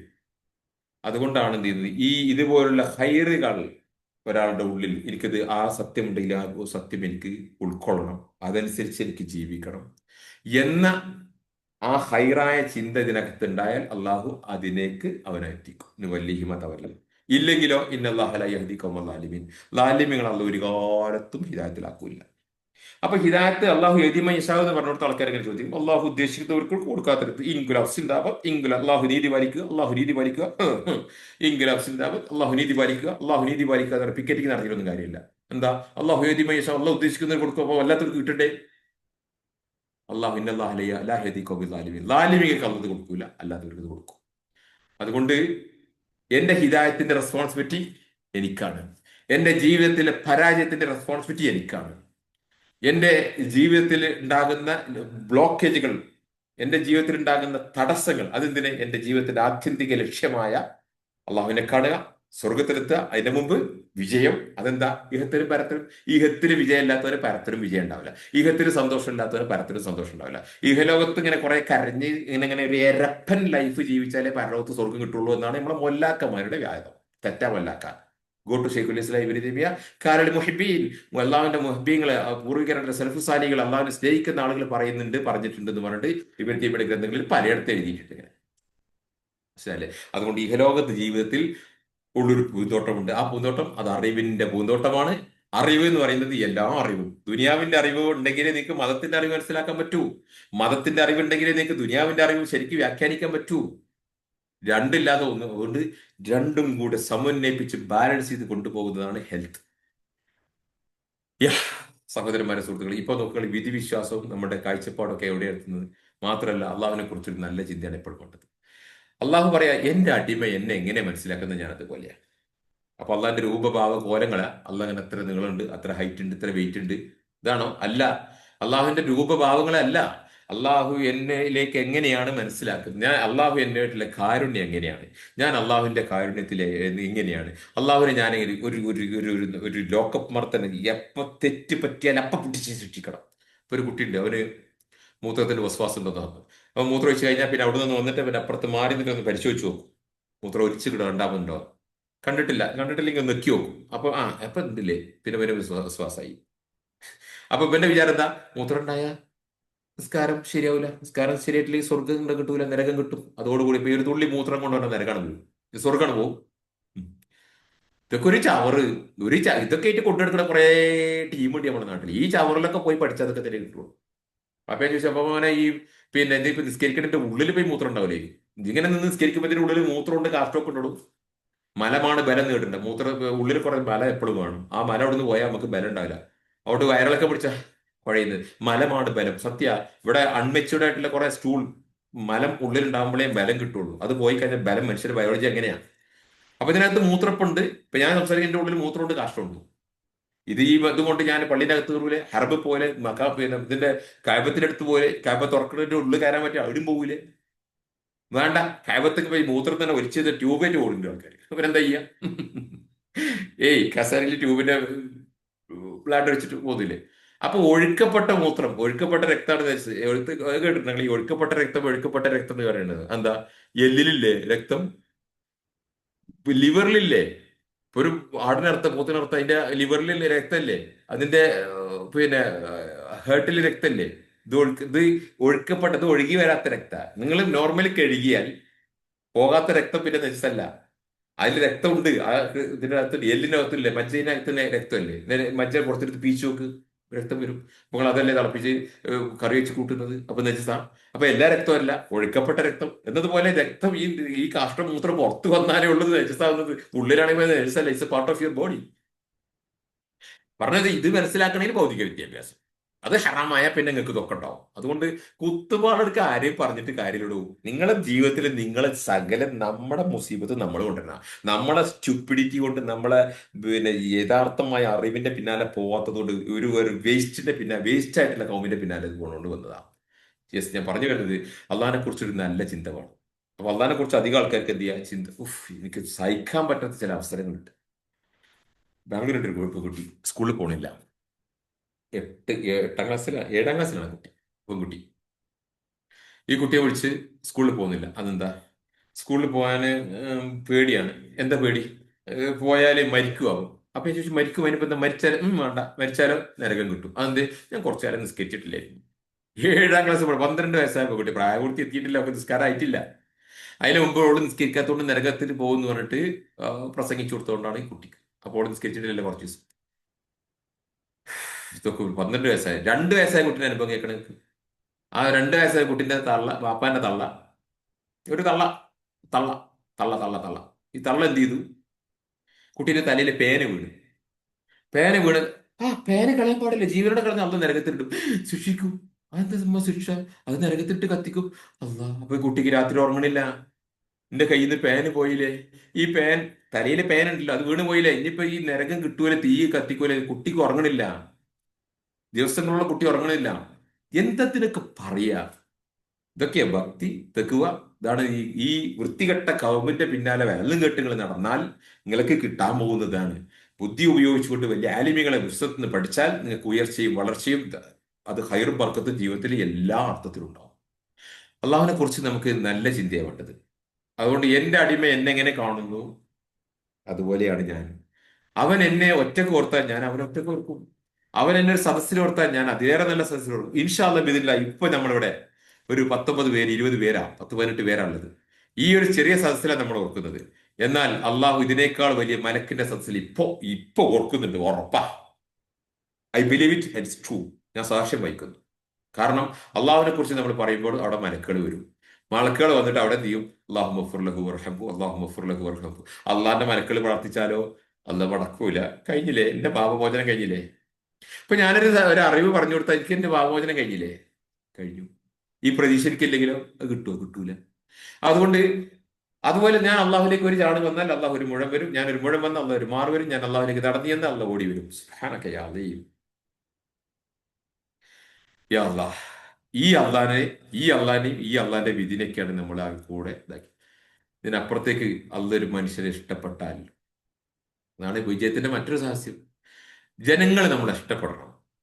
അതിന്റെ അർത്ഥം അള്ളാഹ് നമ്മളെ ഇഷ്ടപ്പെടുന്നുണ്ടെന്നാണ്. അപ്പൊ കാഫിറാണെങ്കിലോ, നിരീശ്വരവാദിയാണെങ്കിലും ഇപ്പൊ അവരല്ല ഇഷ്ടപ്പെടുന്നത്. മറ്റൊരു ലേഡി നമ്മളെ ഗ്രൂപ്പിൽ കിടന്ന് കുറെ പറഞ്ഞു ഇപ്പൊ എന്തൊക്കെയാണെന്നുള്ള മുജാഹിദ് ഇങ്ങനെ തപ്പിച്ചിട്ട്. അപ്പോ അള്ളാഹു ഒരു മനുഷ്യനെ ഇഷ്ടപ്പെട്ടാൽ അള്ളാഹു ജിബ്രീലിനെ വിളിച്ചിട്ട് പറഞ്ഞാൽ ഇന്ന ആളുടെ മകനെ ഇന്ന ആളെ ഇഷ്ടപ്പെടുന്നു. ആ കേൾക്കുന്ന ജിബ്രീൽ പറയും മറ്റു മലക്കളോട്, അള്ളാഹു ഇന്ന ആളുടെ മകനെ ഇന്ന ഇഷ്ടപ്പെടുന്നു, അതുകൊണ്ട് ഞാനും ഇഷ്ടപ്പെടുന്നു, നിങ്ങളും ഇഷ്ടപ്പെടുക. മലക്കുകൾ കേട്ടവരൊക്കെ അത് പറയും. മലക്ക് ലോകം മുഴുവൻ അത് ഏറ്റു പറയും. ആ മനുഷ്യനെ മുഴുവൻ ഏറ്റു പറഞ്ഞാൽ അതിന്റെ എഫക്റ്റ്, അതിന്റെ പ്രയോഗം, അതിന്റെ ഫലം എവിടെ കാണുക? ലോകത്തുള്ള സജ്ജനങ്ങളിൽ. അപ്പളാരിൽ മാത്രമല്ല കേട്ടോ, ലോകത്തുള്ള സജ്ജനങ്ങളിൽ ആ മനുഷ്യരോട് ഇഷ്ടം തോന്നും. അപ്പളാർക്ക് മാത്രമല്ല, ആ സജ്ജനങ്ങൾക്ക്, ഏത് ജാതി മതമാണ്, സജ്ജനങ്ങൾക്ക്, നല്ല ജനങ്ങൾക്ക് അവരോട് ഇഷ്ടം തോന്നും. അങ്ങനെ അവൻ ഒരിഷ്ടം എല്ലാവരും ഇഷ്ടപ്പെടുന്ന ഒരാളാകും. അപ്പൊ ജനങ്ങളിലേക്ക് ഇഷ്ടത്തിലൂടെയാണ് ശരിക്കും അള്ളാന്റെ തൃപ്തി, തൃപ്തിയിലൂടെയാണ് അള്ളാന്റെ തൃപ്തി ജനങ്ങളുടെ ഇഷ്ടത്തിൽ പ്രകടമാകും.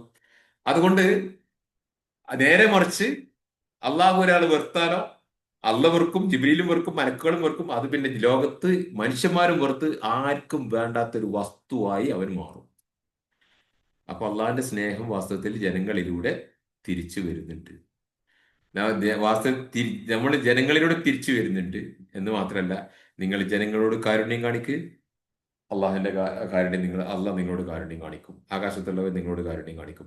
അപ്പൊ കാരുണ്യവും സ്നേഹവും വജഅല ബൈനക്കും മവദ്ദത്തം വറഹ്മ. ഭാര്യ ഭർത്താക്കന്മാർക്കുള്ള ഫോർമുല പറഞ്ഞു, മവദ്ദത്തും ലവ് ആൻഡ് കാരുണ്യം. ഇതിങ്ങനെ കൊടുക്കുക. ലവ് ഒരു ഭാഗത്ത് കൂടെ ഇങ്ങനെ കൊടുക്കുമ്പോൾ കാരുണ്യം ഒരു ഭാഗത്ത് കൂടെ ഇങ്ങനെ വരും. ഈ അള്ളാഹ് സഹോദരന്മാരെ, സുഹൃത്തുക്കളെ, അതുകൊണ്ട് നമ്മൾ അള്ളാഹുവിന്റെ വലിയ ഗ്രേറ്റ് സ്കീം ഓഫ് അഫയേഴ്സ്, ആ കലാ കദിറിന്റെ ലോകത്തിലെ പ്ലാൻ, ആ പദ്ധതിയിലെ ഒരു അംഗമായിട്ട് നമ്മളിപ്പോൾ ജീവിക്കുകയാണ്. അതുകൊണ്ട് നമ്മൾ ഇവിടെ വെച്ചാൽ മാറ്റിയാൽ അവിടെ മാറും. ചിലത് അവിടെ മാറ്റണം. ഇവിടെ ഇപ്പൊ നമുക്ക് മാറ്റാൻ പറ്റും. ഇപ്പൊ ഉദാഹരണം, ഞാൻ ഈ സാധനം എടുത്തേണ്ടായിട്ട് പൊട്ടിക്കാം. ഇതിൽ തന്നെ പൊട്ടിക്കാണ്. പൊട്ടിച്ചാൽ നമ്മൾ കയ്യോടെ പൊട്ടിച്ചത് ഇവിടെ തന്നെ ലൗഹുൽ മഹ്ഫൂദിൽ മാറും. എന്നാൽ ഇവിടെ മാറ്റാൻ കഴിയാത്ത സാധനം ലൗഹുൽ മഹ്ഫൂദിൽ മാറ്റി ഇവിടെ മാറും. അതെങ്ങനെയാ? ഇവിടെ പിന്നെ കൂടെ മാറ്റാൻ പറ്റാത്തൊരു സാധനം ഉണ്ട് വിചാരിച്ചു, അതെനിക്ക് ലൗഹുൽ മഹ്ഫൂദിൽ മാറ്റിയാൽ ഇവിടെ മാറും. അതല്ല വിഷയം. അതുകൊണ്ട് ഇവിടെ മാറ്റാൻ എന്റെ കൈ പിടിച്ച് പൊട്ടിച്ചാൽ മതി. പക്ഷെ കൈയിന്റെ മുമ്പില്ലാത്തൊരു സാധനം, അല്ല എന്റെ കയ്യിൽ ഒതുങ്ങാത്തൊരു സാധനം ഞാൻ എങ്ങനെ പൊട്ടിക്കുക?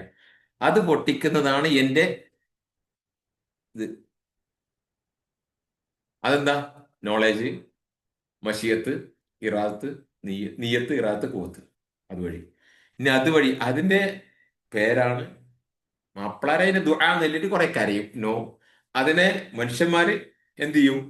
മാപ്പിളാര് കുറെ ദുആ എന്ന് പറഞ്ഞിട്ട് കുറച്ച് കരഞ്ഞോളും. അല്ല, അതാണ് വാസ്തവത്തിൽ ഡെലിബറേറ്റ് ഇന്റന്റ്. അതുവഴി ആകാശത്തുള്ള ഈ ആ ഗ്രേറ്റ് സ്കീമിലെ നമ്മുടെ 100 കൊണ്ട് ആണത് നമ്മളെ ഫ്രീക്വൻസി, നമ്മളെ ടിവിന്റെ റിമോട്ടിൽ നിന്ന് പോണ കിരണം ഉണ്ടല്ലോ, അതുവരെയാണ് സാധനം. ആ റിമോട്ട് വഴിയാണ് ഇതുവഴി. അങ്ങനെ ആകുമ്പോൾ അത് ജീവിതത്തിൽ മാറും. അതുകൊണ്ട് ഇവിടെ നിന്ന് മാറ്റിയാൽ മനസ്സിൽ മാറുന്നത് മാനത്ത് മാറും, മാനത്ത് മാറുന്നത് ലോകത്ത് മാറും. യെസ് സഹോദരന്മാരെ, സുഹൃത്തുക്കൾ, അതാണ് ഞാൻ ഇവിടെ പറയുന്നത്.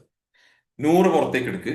അതിന് തടസ്സമാകുന്ന എൻ്റെ ഉള്ളിലുള്ള പേടി, ദുഃഖം, വിഷമം, സങ്കടം, അസൂയ, പക, കുശുമ്പ്, വാശി, ദേഷ്യം, വെറുപ്പൊക്കെ കൂടെ ഞാൻ ഒഴിവാക്കി. അതൊക്കെ കുറെ നിസ്കരിച്ച് കിടക്കും.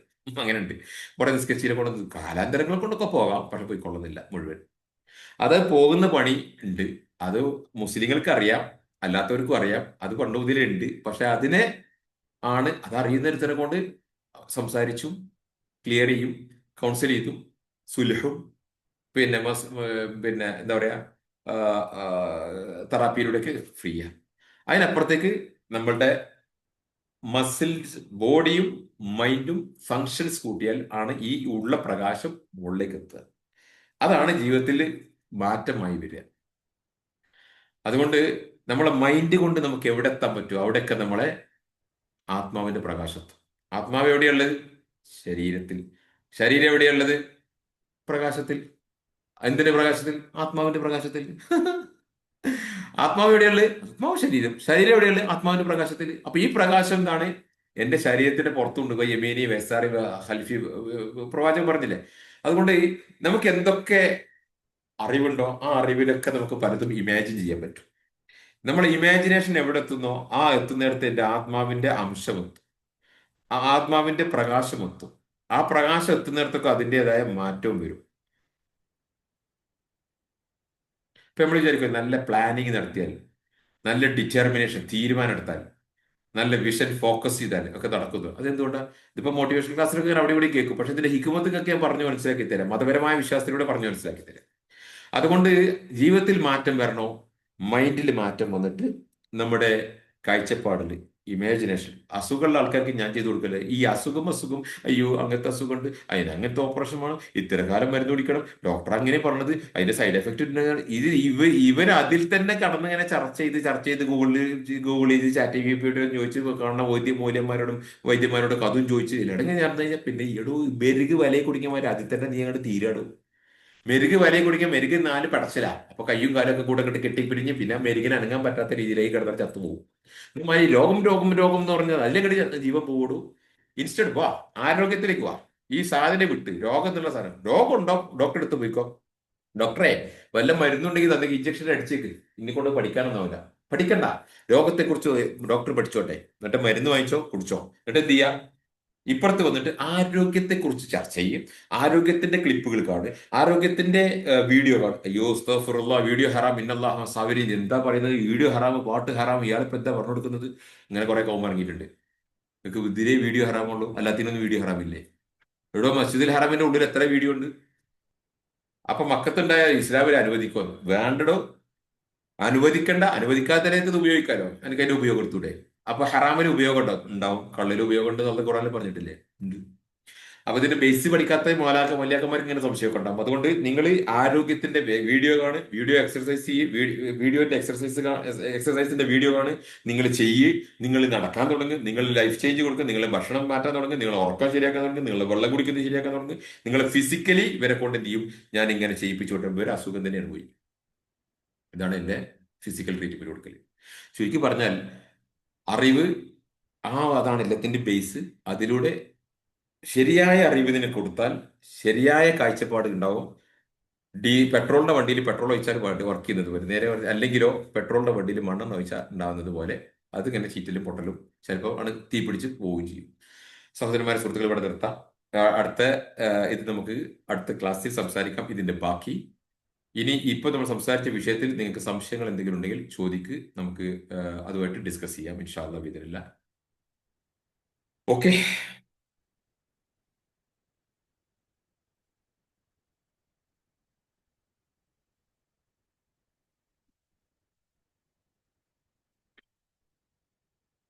ഈ സ്ത്രീകൾക്ക് അടുക്കളയിലുള്ള വർക്ക് കൊണ്ട് എന്താണ് ഒരു പിന്നെ ഒരു പ്രത്യേക മെന്റാലിറ്റിയിൽ കൂടെ അല്ലെങ്കിൽ ശരീരത്തിന് ഒരു എക്സസൈസ് എന്ന രൂപത്തിലൊന്നും ആവുന്നില്ലല്ലോ. ഇല്ല, സ്ത്രീകൾക്ക് ഏത് പണിയായാലും നിങ്ങൾ പിന്നെ എടുക്കുന്ന പണിക്ക് എക്സർസൈസ് എന്ന് പറയാൻ പറ്റൂല. കാരണം എന്താണെന്ന് ചോദിച്ചു കഴിഞ്ഞാൽ എക്സർസൈസ് നിങ്ങളുടെ ബോഡിയെ കെയർ ചെയ്യാണ്. പിന്നെ നാട്ടിലുണ്ട്, എനിക്കറിയാം ഒരു 5-6 ചെക്കന്മാരെ, അവർക്ക് ഇപ്പൊ ഒരു 40 വയസ്സായിട്ടുള്ളൂ. 40-43 ആയിട്ടുള്ളൂ. പിന്നെ ഈ ചെക്കന്മാരെ എനിക്കൊരു 5-6 എനിക്കറിയാം, മുസ്ലിം അല്ലാത്തൊക്കെ. ഈ ചെക്കന്മാർക്ക് ഇപ്പൊ നടക്കാൻ വയ്യ. ഇപ്പൊ കാലിൽ ഒരു വടി കുത്തിയിട്ട് എനിക്ക് കണ്ടിട്ട് സങ്കടം വന്നിട്ട് ഒരു ബന്ധുവാണ്, 43 വയസ്സ്, മുജീബ് കാല് വടി കുത്തി ഇറക്കുന്നത്. കാരണം മുജീബ് 20-ൽ ഇറങ്ങിയതാ ലോഡിങ്ങിന്. അപ്പം ലോഡിങ്, കാരണം വെട്ടുകല്ല് ഏറ്റുക, ഒരു 30-35 കിലോന്റെ ഒരു വെട്ടില്ല, അത് ഏറ്റുക, ഇങ്ങോട്ട് ഏറ്റുക, കല്ല് മറിച്ചിടുക, ഇതൊക്കെയാണ് എൻ്റെ പണി. പക്ഷെ ഇപ്പൊ വയ്യ. ഏത് പണി ആയിക്കോട്ടെ നിങ്ങളുടെ ശരീരത്തിന്റെ ചില ഭാഗങ്ങൾ മാത്രമേ ഉപയോഗിക്കുള്ളൂ. അധിക സ്ത്രീകൾക്കും കയ്യിന്റെ ഇവിടെ നിന്ന് ഇങ്ങോട്ട് തരിപ്പ് വരും, വേദനയും വരും. എന്തുകൊണ്ടാ? പാത്രം കഴുകുക, കഴുകി കഴുകി കഴുകി കഴുകി, പിന്നെ കറി ഉണ്ടാക്കുക, എന്താ പറയാ, കറി എല്ലാ പണിയും 2 കൈ കൊണ്ടാ. അതുകൊണ്ട് ഒരു സ്ത്രീ എടുക്കുന്ന പണിയിൽ അധിക പണി എന്തുകൊണ്ടാ? അവിടെ കൈ കൊണ്ട് വേണ്ട. ഈ കൈയിന്റെ ഇവിടുത്തെ ഈ ഷോൾഡർ മസിലിന് വല്ല വർക്കൗട്ട് കിട്ടുന്നുണ്ടോ? ഇല്ല. ചെസ്റ്റ് മസിലുണ്ടോ? ഇല്ല. ബാക്ക് മസിലുണ്ടോ? ഇല്ല. കാലിന്റെ തൊടന്റെ മസിലുണ്ടോ? ഇല്ല. അത് ഞങ്ങൾ സുബേസ്കാരം കഴിഞ്ഞിട്ട് കുറച്ച് നടക്കും, ആ നടത്തം കൊണ്ട് വലിയ കൂടുതലൊന്നും കിട്ടൂല. അതുകൊണ്ട് നിങ്ങളുടെ ബോഡിയുടെ എല്ലാ മസിലുകളും എല്ലാ ഭാഗങ്ങളും, അതുപോലെ കാർഡിയോ, പിന്നെ ഹൃദയത്തിന്റെ പ്രവർത്തനത്തിന്റെ ചില സംവിധാനമുണ്ട്. അതോടൊപ്പം ചേർന്ന് റെസ്പിറേറ്ററി, ശ്വാസോച്ഛ്വാസത്തിന്റെ ഇതുണ്ട്. ഡൈജഷൻ, ദഹന പ്രക്രിയ വേറെ ഉണ്ട്. സെക്ഷൽ അത് വേറെ ഉണ്ട്. അതുപോലെ മസിൽ വളരേണ്ടുന്നത് വേറെ ഉണ്ട്. അതേ സമയത്ത് അധ്വാനിക്കാൻ വേണ്ടുന്ന ഊർജം ഉണ്ടാകേണ്ടുന്ന കാർബോഹൈഡ്രേറ്റും പിന്നെ സ്റ്റാമിനന്റെ ഫങ്ഷൻസ് ഉണ്ട്. അപ്പൊ എല്ലാം കൂടെ അറ്റൻഡ് ചെയ്തുകൊണ്ടുള്ള രീതിയിൽ ഉണ്ടാകുമ്പോൾ നിങ്ങൾക്ക് അതിനെ എക്സർസൈസ്, അല്ലെങ്കിൽ അതിനെ നമുക്ക് ഒരു എല്ലാ അർത്ഥത്തിലും കൊണ്ടുനടക്കാൻ കഴിയുള്ളൂ. അല്ലെ അടുക്കളയിൽ തൽക്കാലം അവൾക്ക് അടുക്കളയിൽ പണിയുണ്ട്, അവൾ അടിച്ചു വരുന്നുണ്ട്, പാത്രം കഴുകുന്നുണ്ട്, തിരുമ്പണുണ്ട് എന്നൊക്കെ പറഞ്ഞിട്ടാണ് ആളുകൾ എക്സ്ക്യൂസ് കാണും. ഇതൊക്കെ എക്സ്ക്യൂസ് ആണ്. ഇതുകൊണ്ട് ദോഷം പുറത്തു ആർക്കുണ്ടാവില്ല, നിങ്ങൾക്ക് തന്നെ ഉണ്ടാകുക. അതുകൊണ്ട് സ്ത്രീകളോടടക്കം ഞാൻ പറയാറുള്ളത്, നിങ്ങളുടെ ജീവിതത്തിൽ ഫുൾ ബോഡിയെ എക്സർസൈസ് ചെയ്യാൻ പറ്റുന്ന ഒരു എക്സർസൈസ് തന്നെ നിങ്ങൾ തുടങ്ങണം. അപ്പൊ യോഗ ചെയ്താൽ മതിയായിരിക്കും. യോഗമാകെ എന്തെങ്കിലും ആയിക്കോട്ടെ, പക്ഷെ അത് കംപ്ലീറ്റ് അല്ല. ഇനിയിപ്പോ യോഗയിലാണെങ്കിലും യോഗയിൽ സെലക്റ്റീവ് ആയിട്ടുള്ള ചെയ്യും. പക്ഷെ കാർഡിയോ, നല്ല ശ്വാസം സ്പീഡിൽ എടുക്കുന്ന കാർഡിയോ എക്സർസൈസ് എന്ന് പറയും. അതുപോലെ മസിൽ ബിൽഡിംഗ് എക്സർസൈസസ് ഒക്കെ ചെയ്യണം. അതൊക്കെ ചെയ്യുമ്പോഴേ ഹെൽത്ത് പ്രോപ്പറായിട്ട് മെയിൻറ്റെയിൻ ചെയ്യാൻ പറ്റുള്ളൂ. അത് നാട്ടിലെ കാലാവസ്ഥക്കനുസരിച്ച്, നാട്ടിൽ നിന്നുണ്ടാകുന്ന ജീവിത ശൈലിക്കനുസരിച്ച്, പിന്നെ മെക്കനൈസേഷൻ അല്ലെങ്കിൽ എത്ര ഉണ്ട് സൗകര്യങ്ങൾ നമ്മൾ വീട്ടിലുണ്ട്, അതിനനുസരിച്ചൊക്കെ ആളുകൾക്ക് അനുസരിച്ച് വ്യത്യാസങ്ങൾ വരും. എന്തായാലും അടുക്കള ജോലി മാത്രം മതിയാവില്ല. അടുക്കള ജോലി നിങ്ങൾക്ക്, എന്നാൽ ബാക്കിയുള്ള കാര്യങ്ങളൊക്കെ ചെയ്യുന്ന നിങ്ങൾക്ക് ഈ അടുക്കള ജോലി ഈസിയാവും. അതുകൊണ്ട് ഈസി ആവുമെന്ന് മാത്രമല്ല, നിങ്ങൾ അതിൽ എടുക്കുന്നത് നിങ്ങൾക്ക് അതിൽ പിന്നെ വേദനയും കൈവേദനയും ഒന്നും വരാൻ പോകുന്നില്ല. കാരണം അതുകൊണ്ട് ബേസിക് ആയിട്ട് നമ്മളെ ബോഡിയെ കെയർ ചെയ്യുക, ദറ്റ്സ് വെരി ഇമ്പോർട്ടൻറ്റ്. മൈൻഡിനെ കെയർ ചെയ്യുക നല്ല വെരി ഇമ്പോർട്ടൻ്റ് ആണ്. നമ്മളെ കോൺഷ്യസ്, നമ്മളെ മൈൻഡിനെ അൺകോൺഷ്യസ് മൈൻഡിനെയൊക്കെ കെയർ ചെയ്ത് നമ്മളെ ലൈഫിനെ നമ്മൾ ഉത്തരവാദിത്വം ഏറ്റെടുത്ത് ബ്യൂട്ടിഫുൾ ആയിട്ട് കൊണ്ടുനടക്കുന്നത് ഒരു ഇന്റൻഷൻ, ഒരു ഒഴുക്കിൽ അങ്ങനെ പോയാൽ ആ ഒഴുക്കിൽ അങ്ങനെ പോകും. അതേ സമയത്ത് നമ്മൾ മാനേജ് ചെയ്ത് കഴിഞ്ഞാൽ, നമ്മൾ ജീവിതത്തെ മാനേജ് ചെയ്തിട്ടില്ലെങ്കിൽ ജീവിതം നമ്മളെ മാനേജ് ചെയ്യും, അല്ലെങ്കിൽ മറ്റുള്ളവർ നമ്മളെ മാനേജ് ചെയ്യും. അത് നമുക്ക് ഇഷ്ടപ്പെടാറില്ല. അത് നമ്മളത് ഒരർത്ഥത്തിൽ നമുക്ക് നല്ലതുമല്ല. നമ്മുടെ ജീവിതത്തിൽ നമ്മളെ മാനേജ് ചെയ്താലേ നമുക്ക് വിജയത്തിൽ എത്തിക്കാൻ പറ്റുള്ളൂ. അല്ലെങ്കിലൊക്കെ എത്തിയാലായി എന്ന് മാത്രം. ഷാല് ശ്വാസം സ്പീഡിൽ എടുക്കുക പറഞ്ഞാൽ എങ്ങനെ? ശ്വാസം കിതച്ചുകൊണ്ടുള്ള പണിയാണ് ഞാൻ പറഞ്ഞത്. എക്സർസൈസ് ചെയ്തിട്ട് നിങ്ങൾ കിതക്കണം. ഇപ്പോൾ വീട്ടിൽ സൈക്കിൾ ഓടിച്ചിട്ടോ, അല്ലെങ്കിൽ ജോഗിങ് പ്ലേസ് ചെയ്തിട്ടോ, നിന്നോടത്ത് നിന്നിട്ട് ചാടിയിട്ടോ, അല്ലെങ്കിൽ നിന്നോടത്ത് ചെയ്തിട്ടോ, അങ്ങനെ ശ്വാസം സ്പീഡിൽ എടുക്കുമാർ ഇങ്ങനെ കിതക്കുന്ന രീതിയിലുള്ള എക്സർസൈസ് ആവണം എന്നാണ് ഞാൻ പറയുന്നത്. വെറും ശ്വാസം അങ്ങനെ വിട്ടുവിടുക എന്നല്ല, അല്ല. മനസ്സിലായില്ലേ? ഈ മെഡിറ്റേഷൻ, മുറാക്കബ എന്നൊക്കെ പറയണ മുറാക്കബായിസ് ഉണ്ട്, ഇസ്ലാമിലുണ്ട്.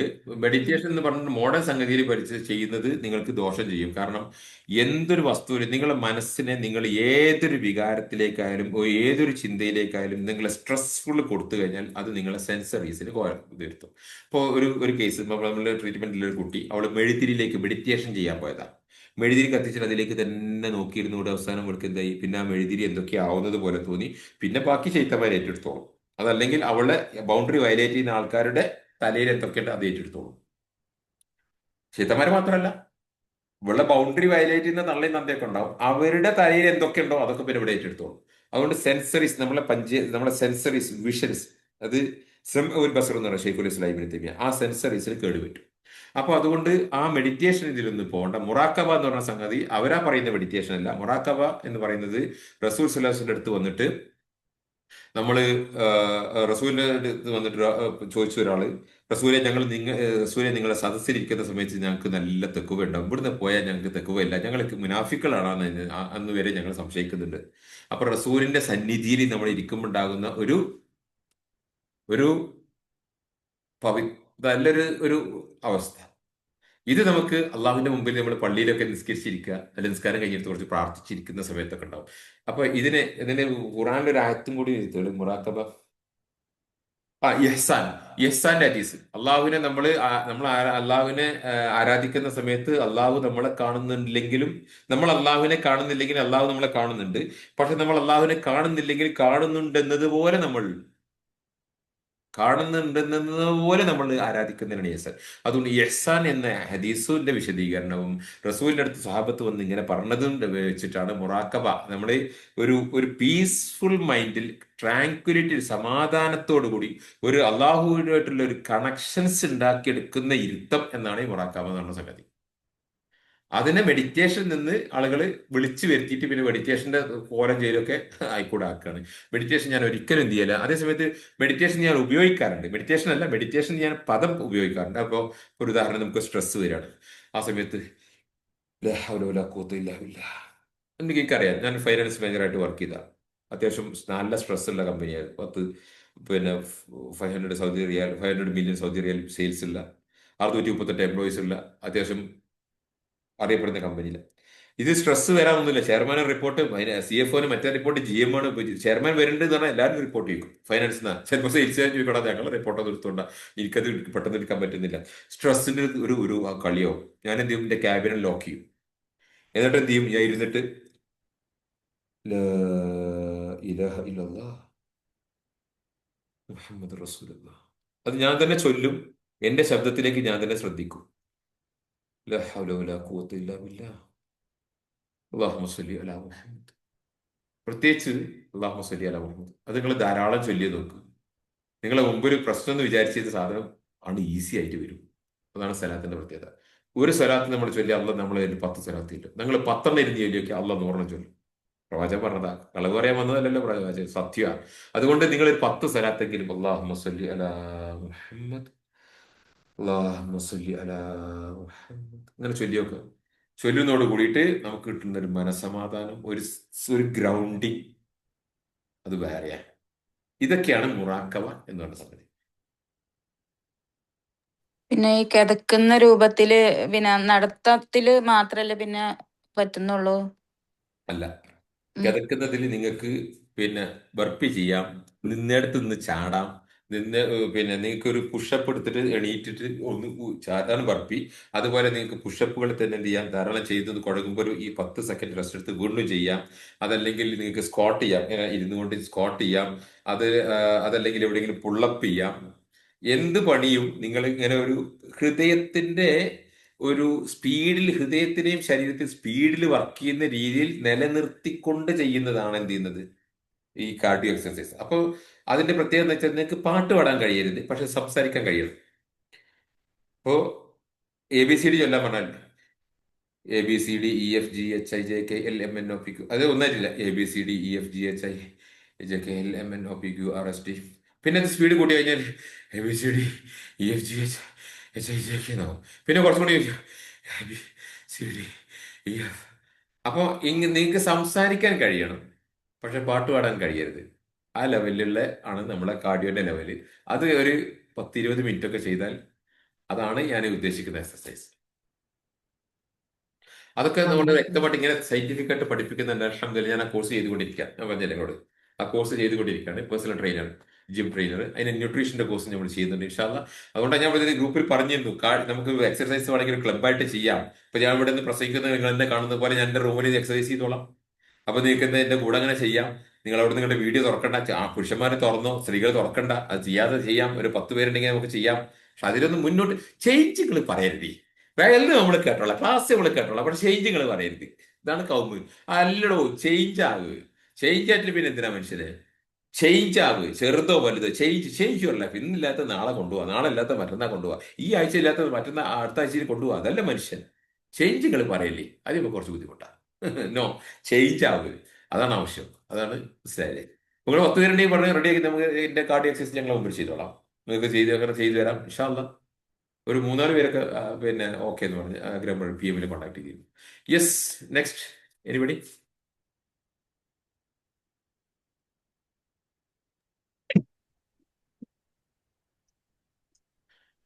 ഉണ്ടെങ്കിൽ പറഞ്ഞോളൂ, ഇല്ലെങ്കിൽ നമുക്ക് വൈൻഡപ്പ് ചെയ്യാം ഇൻഷാ അല്ലാ. ഈ ന്യൂട്രീഷൻസ് പിന്നെ ഫുഡിന്റെ കാര്യം പറഞ്ഞില്ല, ഓരോരുത്തർക്കും ഓരോരോ രീതിയിലായിരിക്കും. അപ്പൊ അതെ, ഓരോരുത്തർക്കും ഓരോ രീതിയിലൊക്കെ ആയിരിക്കും. പക്ഷെ അതിൽ നിങ്ങൾ ഒരു മെഡിക്കൽ കണ്ടീഷൻ ഉള്ളവര് കൺസൾട്ട് ചെയ്യും ഡോക്ടർ. അപ്പൊ അങ്ങനത്തെ കേസിൽ നമ്മൾ ഒരു സ്റ്റാൻഡേർഡ് അങ്ങനെ ആരെ കാണുക? പറയാം. അങ്ങനെ ന്യൂട്രീഷൻസിൽ ഇപ്പൊ നിങ്ങൾ എന്റെ ലൈഫ് കോച്ചിങ് ചെയ്യുകയാണെങ്കിൽ ഞാൻ നിങ്ങൾക്ക് ന്യൂട്രീഷൻസ് പ്ലാൻ തരും. എന്റെ ലൈഫ് കോച്ചിങ് ഇപ്പൊ ഈ 6 പിന്നെ സെഷൻസ് ഫ്രീ ആണ്. അത് ഇതുപോലെ ബേസിക്സ് ആണ്. നിങ്ങളുടെ ബേസിക്സും നിങ്ങളുടെ ഉള്ളിലുണ്ടാകുന്ന ബേസിക് ആയിട്ടുള്ള കാര്യങ്ങൾ ചേഞ്ച് ആക്കാനുള്ളത്. ഇതിനപ്പുറത്തേക്ക് തെറാപ്യൂട്ടിക് സെഷൻസ് ഉണ്ട്. അത് കഴിഞ്ഞാൽ ഇതിന്റെ പേഴ്സണാലിറ്റി ഇങ്ങനെ എന്ത് ചെയ്യും, നമ്മുടെ ഫിസിക്കൽ ഹെൽത്തിൽ ന്യൂട്രീഷൻ എല്ലാം ഞാൻ എന്റെ വളരെ വെൽ എസ്റ്റാബ്ലിഷ്ഡ് ആയിട്ടുള്ള സിലബസ് പ്രകാരമുള്ളത് തരുന്നേക്ക്. പിന്നെ മെഡിക്കൽ കണ്ടീഷൻസ് ഉള്ളവർ നിങ്ങൾ ഡോക്ടേഴ്സ് ഇത് ഇങ്ങനെയൊക്കെയാണ് ഒരാൾ പറഞ്ഞിട്ടുള്ളത്, അല്ലെങ്കിൽ ഒരു ക്ലാസ് കിട്ടിയതാണ്, ഇത് എനിക്ക് ഡോക്ടേഴ്സ് ഇതിൽ എനിക്ക് അതെല്ലാം കഴിക്കാൻ പറ്റും, ഇതെല്ലാം കഴിക്കാൻ പറ്റും, അത് ഡോക്ടറോട് നിങ്ങൾ ചോദിക്കുക. ആ പെർമിഷൻ എടുക്കുന്ന വെച്ചാൽ ഡോക്ടർക്ക് ഇതിനെ കുറിച്ച് കൂടുതൽ വേറുണ്ടായിട്ടൊന്നുമല്ല, പക്ഷെ നിങ്ങൾ ചോദിക്കുക എന്നൊരു കർമ്മം അവിടെ നടക്കണം. ഒരു ലീഗൽ ആവശ്യമാണ്, മനസ്സിലായില്ലേ? ഈ ഡോക്ടർക്ക് ഇതിനെ കുറിച്ചൊരു ഐഡിയ ഒന്നും ഉണ്ടാവില്ല. അയാൾ നിങ്ങളെ ഭക്ഷണം കുറച്ചേക്കെന്ന് പറയും. ഡോക്ടർ ഭക്ഷണം കുറക്കാനാ പറയാ. ഭക്ഷണം കുറക്കലല്ല ബുദ്ധി, ഭക്ഷണം പാകത്തിന് കഴിക്കപ്പെട്ടെ, കഴിക്കുന്നത് മാറ്റി പിടിക്കുക. കുറേ അരിയും ചോറും അങ്ങനെയല്ല. അതുകൊണ്ട് ഇതിൽ ചേഞ്ച് വരുത്തേണ്ടത് കാർബോഹൈഡ്രേറ്റ്, ഒരാളുടെ പണി ജോലിക്കനുസരിച്ച് ആ കാർബോഹൈഡ്രേറ്റ് നിങ്ങൾക്ക് എത്ര വേണ്ടതെന്ന് നിങ്ങളുടെ ലൈഫിൽ നിന്ന് നിങ്ങൾക്ക് തന്നെ മനസ്സിലാക്കാൻ പറ്റും.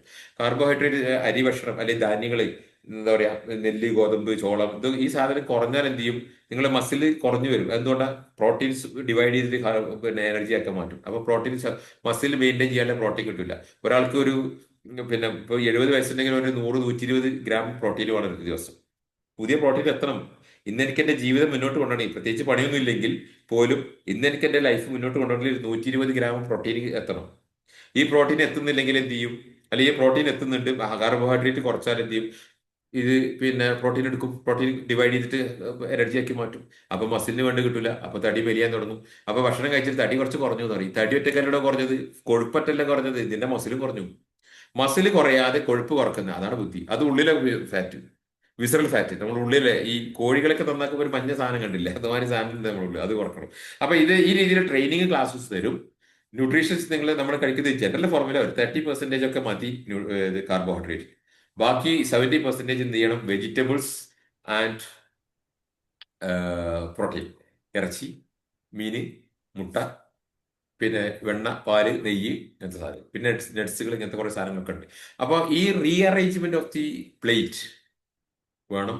ടൈമിംഗ് മാനേജ് ചെയ്യാണ്ട് ഏർലി മോർണിംഗ് കഴിക്കുന്നത് എന്ത്, ഉച്ചക്ക് കഴിക്കുന്നത് എന്ത്, രാത്രി ഒരു മഗ്‌രിബിന് മുമ്പായിട്ട് കഴിക്കുന്നത്, മഗ്‌രിബ് കഴിഞ്ഞാൽ പിന്നെ കഴിക്കാൻ പറ്റുന്നത് എന്ത്, ഉറങ്ങുന്നതിന് എത്ര മണിക്കൂർ മുമ്പ് കഴിക്കണം, ഒരു ദിവസം എത്ര വെള്ളം കുടിക്കണം, എപ്പോൾ ഉറങ്ങണം, ഏത് രീതിയിൽ ഉറങ്ങണം എന്നുള്ളതൊക്കെ ആയിട്ട് വ്യത്യാസമുണ്ട്. അതൊക്കെയാണ് അതിന്റെ ന്യൂട്രീഷൻ ഡിസ്കഷനിൽ വരും. അതുപോലെ ഫിസിക്കൽ ഹെൽത്തിലൊക്കെ ഈ ഭാഗങ്ങൾ കവർ ചെയ്യും ഇൻഷാ അല്ലാ. അതൊക്കെ ഈ ജനറൽ ആയിട്ടുള്ള ക്ലാസ് കഴിഞ്ഞിട്ടുള്ളതാ? അല്ല, ഈ ക്ലാസ് അതാണ്. ഇപ്പൊ നമ്മൾ വിധിവിശ്വാസം പറഞ്ഞില്ലേ, ആ, ഇതിന് പകരം ഞാൻ അന്ന് മസിൽ എക്സസൈസാ പറയാൻ പോവാ. ഓക്കെ. പിന്നത്തെ ക്ലാസ്സിൽ നിങ്ങളെ ഇറച്ചി മീനൊക്കെ ഞാൻ പറയാൻ പോവാ. അങ്ങനെ ഓരോ മനുഷ്യന്റെ നല്ലത് മോശമായിട്ടുള്ള ഏത് കാര്യവും ഡെലിവറി ഇന്റന്റിന്റെ അടിസ്ഥാനത്തിൽ മാത്രം നടക്കുന്ന കാര്യങ്ങളാണ്.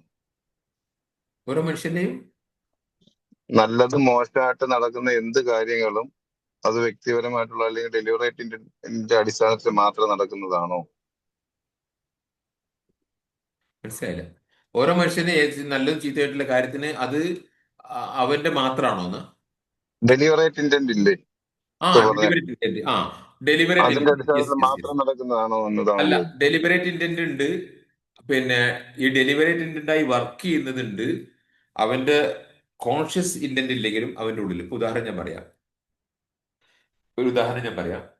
പിന്നെ ഏഹ്, ഒരു പേടിയുള്ള ഒരാള്, പിന്നെ വെള്ളത്തിൽ വീണ് പേടിച്ച ഒരാള്, ആ വെള്ളത്തിൽ വീണ് പേടിച്ച ഒരാൾക്ക് പിന്നെ കുളിച്ചു കഴിഞ്ഞാൽ അപ്പൊ നീരിറക്കം ഉണ്ടാവും. അത് വെള്ളം മേല് തട്ടി കഴിഞ്ഞാൽ പിന്നെ നീരിറക്കം ഉണ്ടാവും. അത് കോൺഷ്യസ്ലി അവള് പിന്നെ പേടിച്ചിരുന്നു, അതുകൊണ്ട് നീരിറക്കം ഉണ്ടാവുക എന്നൊന്നുമല്ല. പക്ഷെ അവൾ അൺകോൺഷ്യസ് മൈൻഡിൽ ഇത് അത്രയും ഡീപ്പ് റൂട്ടഡ് ആയതുകൊണ്ട് അവളുടെ പുറത്തേക്ക് പോകുന്ന ശരീരത്തിലേക്ക് വരുന്ന എനർജിയിൽ, ശരീരത്തിലേക്ക് വരുന്ന പ്രകാശത്തിൽ ഈ സാധനം വർക്ക് ചെയ്തുകൊണ്ടിരിക്കും. വെള്ളത്തിൽ വീണ് ആ പടയുന്ന ആ രംഗം ഇങ്ങനെ പ്രവർത്തിച്ചുകൊണ്ടിരിക്കുകയാണ്. രംഗം പ്രവർത്തിച്ചുകൊണ്ടിരിക്കുക. ഈ അതുപോലെ പാർക്കിൻസൺസ് കേട്ടില്ലേ നിങ്ങള്? കൈ ഇങ്ങനെ ഇളകുന്ന അതെ. പാർക്കിൻസൺസ്. ഈ പാർക്കിൻസൺസ് എന്താ സാധനം? പാർക്കിൻസൺസ് ഒന്നുമില്ല. ഇത് നിങ്ങളെ മോട്ടോർ സൈക്കിളിന്റെ പിസ്റ്റൺ അടിക്കും പോലെ നിങ്ങളുടെ ഉള്ളിൽ അടിക്കുന്നുണ്ട്. എന്ത്? ക്ലാഷ്. ശരിയും തെറ്റും തമ്മിലുണ്ടാകുന്നത്, നന്മയും തിന്മയും, നല്ല വികാരങ്ങളും അല്ലാത്ത വികാരവും തമ്മിൽ നമ്മുടെ ഉള്ളിലുണ്ടാകുന്ന നെഗറ്റീവായിട്ടുള്ള സംഗതികൾ തമ്മിലടിക്കുന്നതും, പേടിയും ദുഃഖവും ടെൻഷനും വിഷമവും സങ്കടം അസൂയയും പകയും കുശുമ്പും വാശിയും ദേഷ്യവും വെറുപ്പും ഇതൊക്കെ കൂടെ അവിടെ കിടക്കുന്നതും, കോൺഫ്ലിക്റ്റുകൾ ആശയക്കുഴപ്പങ്ങളും എല്ലാം കൂടെ ഇങ്ങനെ വന്ന് വർക്ക് ചെയ്യുന്നതാണ്. എൻ്റെ മദറിനുണ്ട് 80 വയസ്സായിട്ട് പാർക്കിൻസൺസ് ഉണ്ട്. ഞാൻ ഈ വിഷയമൊക്കെ പഠിച്ച് ഏകദേശം ഒരു 8 വർഷം മുമ്പ്, 7 വർഷം മുമ്പ് ഞാൻ ഈ വിഷയം പഠിച്ചോടുകൂടി ഞാൻ എൻ്റെ ഉമ്മയുടെ ഇരുത്തിയിട്ട് കുറേ ആള് സംസാരിപ്പിച്ച് തെറാപ്യൂട്ടിക്കലി കുറേ വിഷയം പുറത്തെടുത്തു. അതിനുശേഷം കുറഞ്ഞിരുന്നു. അത് ഒറ്റയ്ക്ക് ഇരിക്കാൻ എനിക്ക് കഴിയില്ല. കാരണം എൻ്റെ ഉമ്മാന്റെ പഴയ ചെറുപ്പത്തിലെ പല കാര്യങ്ങളും പറഞ്ഞ് ഉമ്മ കരയാൻ തുടങ്ങി. അങ്ങനെ ഞാൻ എന്ത് ചെയ്തു, 2 3 ദിവസം എൻ്റെ സിസ്റ്ററോട് പറഞ്ഞ് നീ വാ, നീ ലീവ് എടുത്ത് വാ.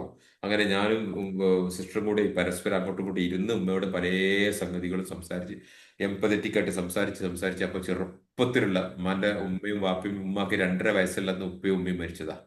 അത് അവര് മരിച്ചതോ ഒരാഴ്ചന്റെ ഗ്യാപ്പില്ല. ആദ്യത്തെ ഒരു ആഴ്ചയിൽ ഒരാൾ മരിച്ചു, നെക്സ്റ്റ് വീക്കിൽ ഒരാൾ മരിച്ചു. അന്ന് വസൂരി എന്ന് പറഞ്ഞ അസുഖം ഉണ്ടായിരുന്നു, അത് പിടിച്ചതാ.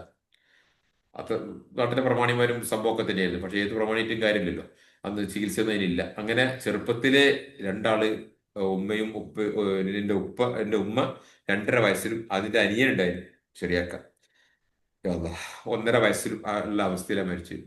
ഞാൻ ജീവിക്കുന്ന മനുഷ്യന്മാരുടെ ഏറ്റവും നല്ല എക്സാമ്പിൾ ആയിട്ട് പറയാനുള്ള എൻ്റെ അമ്മാവനെയാണ്. അമ്മാവൻ മരിച്ചു കഴിഞ്ഞ വലിയ പെരുന്നാളിലല്ല, അതിന്റെ മുമ്പത്തെ വലിയ പെരുന്നാളിന്റെ തലേ ദിവസം രാത്രി മരിച്ചത്. അൽഹംദുലില്ലാ റാഹത്തുള്ള മരണം. അദ്ദേഹത്തിന്റെ പെരുന്നാൾ നിസ്കാരം കഴിഞ്ഞിട്ട് മയ്യത്ത് മറമാടി, ആ മയ്യത്ത് മറമാടിയതിനു ശേഷം ബലിയറുത്തത് അദ്ദേഹത്തിന്റെ ഒരു കാളയായിരുന്നു. അങ്ങനെ ഒരു അനുഗ്രഹിക്കപ്പെട്ട ഒരു മരണം. ഞാൻ എന്റെ അമ്മാവനെ കുറിച്ച്, ലോകത്തിൽ വെച്ച് ഏറ്റവും നല്ല പുരുഷനെ കണ്ടത് ആരാ? എന്റെ അമ്മാവനാന്ന് ഞാൻ എന്റെ ഉപ്പാനോടക്കം പറഞ്ഞു, അന്നും പറയാറുണ്ട് ഇന്നും പറയാറുണ്ട്. അദ്ദേഹം ജീവിച്ചിരിക്കുന്നതെന്ന് പറയും, ഇപ്പോഴും പറയും. നല്ല മനുഷ്യരായിട്ട് ഞാൻ കണ്ടത് അദ്ദേഹത്തെയാണ്. നല്ല സ്ത്രീകളിൽപ്പെട്ട ജീവിച്ചിരിക്കുന്ന സ്ത്രീകളിൽ വെച്ച് ഏറ്റവും നല്ല സ്ത്രീനെ ഞാൻ കണ്ടത് എന്റെ വൈഫിന്റെ ഉമ്മയാണ്. അത് അഭിമാനത്തോടു കൂടി പറയാം. എന്റെ വൈഫിന്റെ ഉമ്മാന്റെ അത്രയും നല്ലൊരു ഒരു സ്ത്രീയെ ജീവിച്ചിരിക്കുന്നതായിട്ട് ഞാൻ ഭൂമിയിൽ കണ്ടിട്ടില്ല. അപ്പൊ പറഞ്ഞു വരുന്നത് എന്തായിരുന്നു വെച്ചാല്, ഈ സാന്ദർഭികമായിട്ട് പറഞ്ഞതാണ്.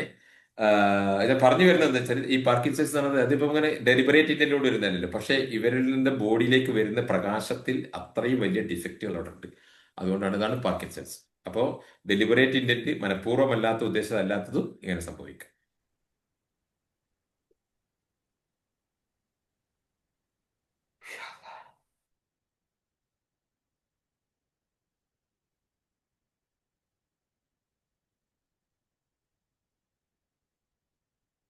ഇല്ലെങ്കിൽ നമുക്ക് വൈൻഡപ്പ് ചെയ്യാം ഇൻഷാ അല്ലാഹ്. ഓക്കെ, അസ്സലാമു അലൈക്കും വറഹ്മത്തുള്ളാഹി. വലൈക്കും സ്ലാം വറഹ്മത്തുള്ളാഹി വബറകാതുഹു.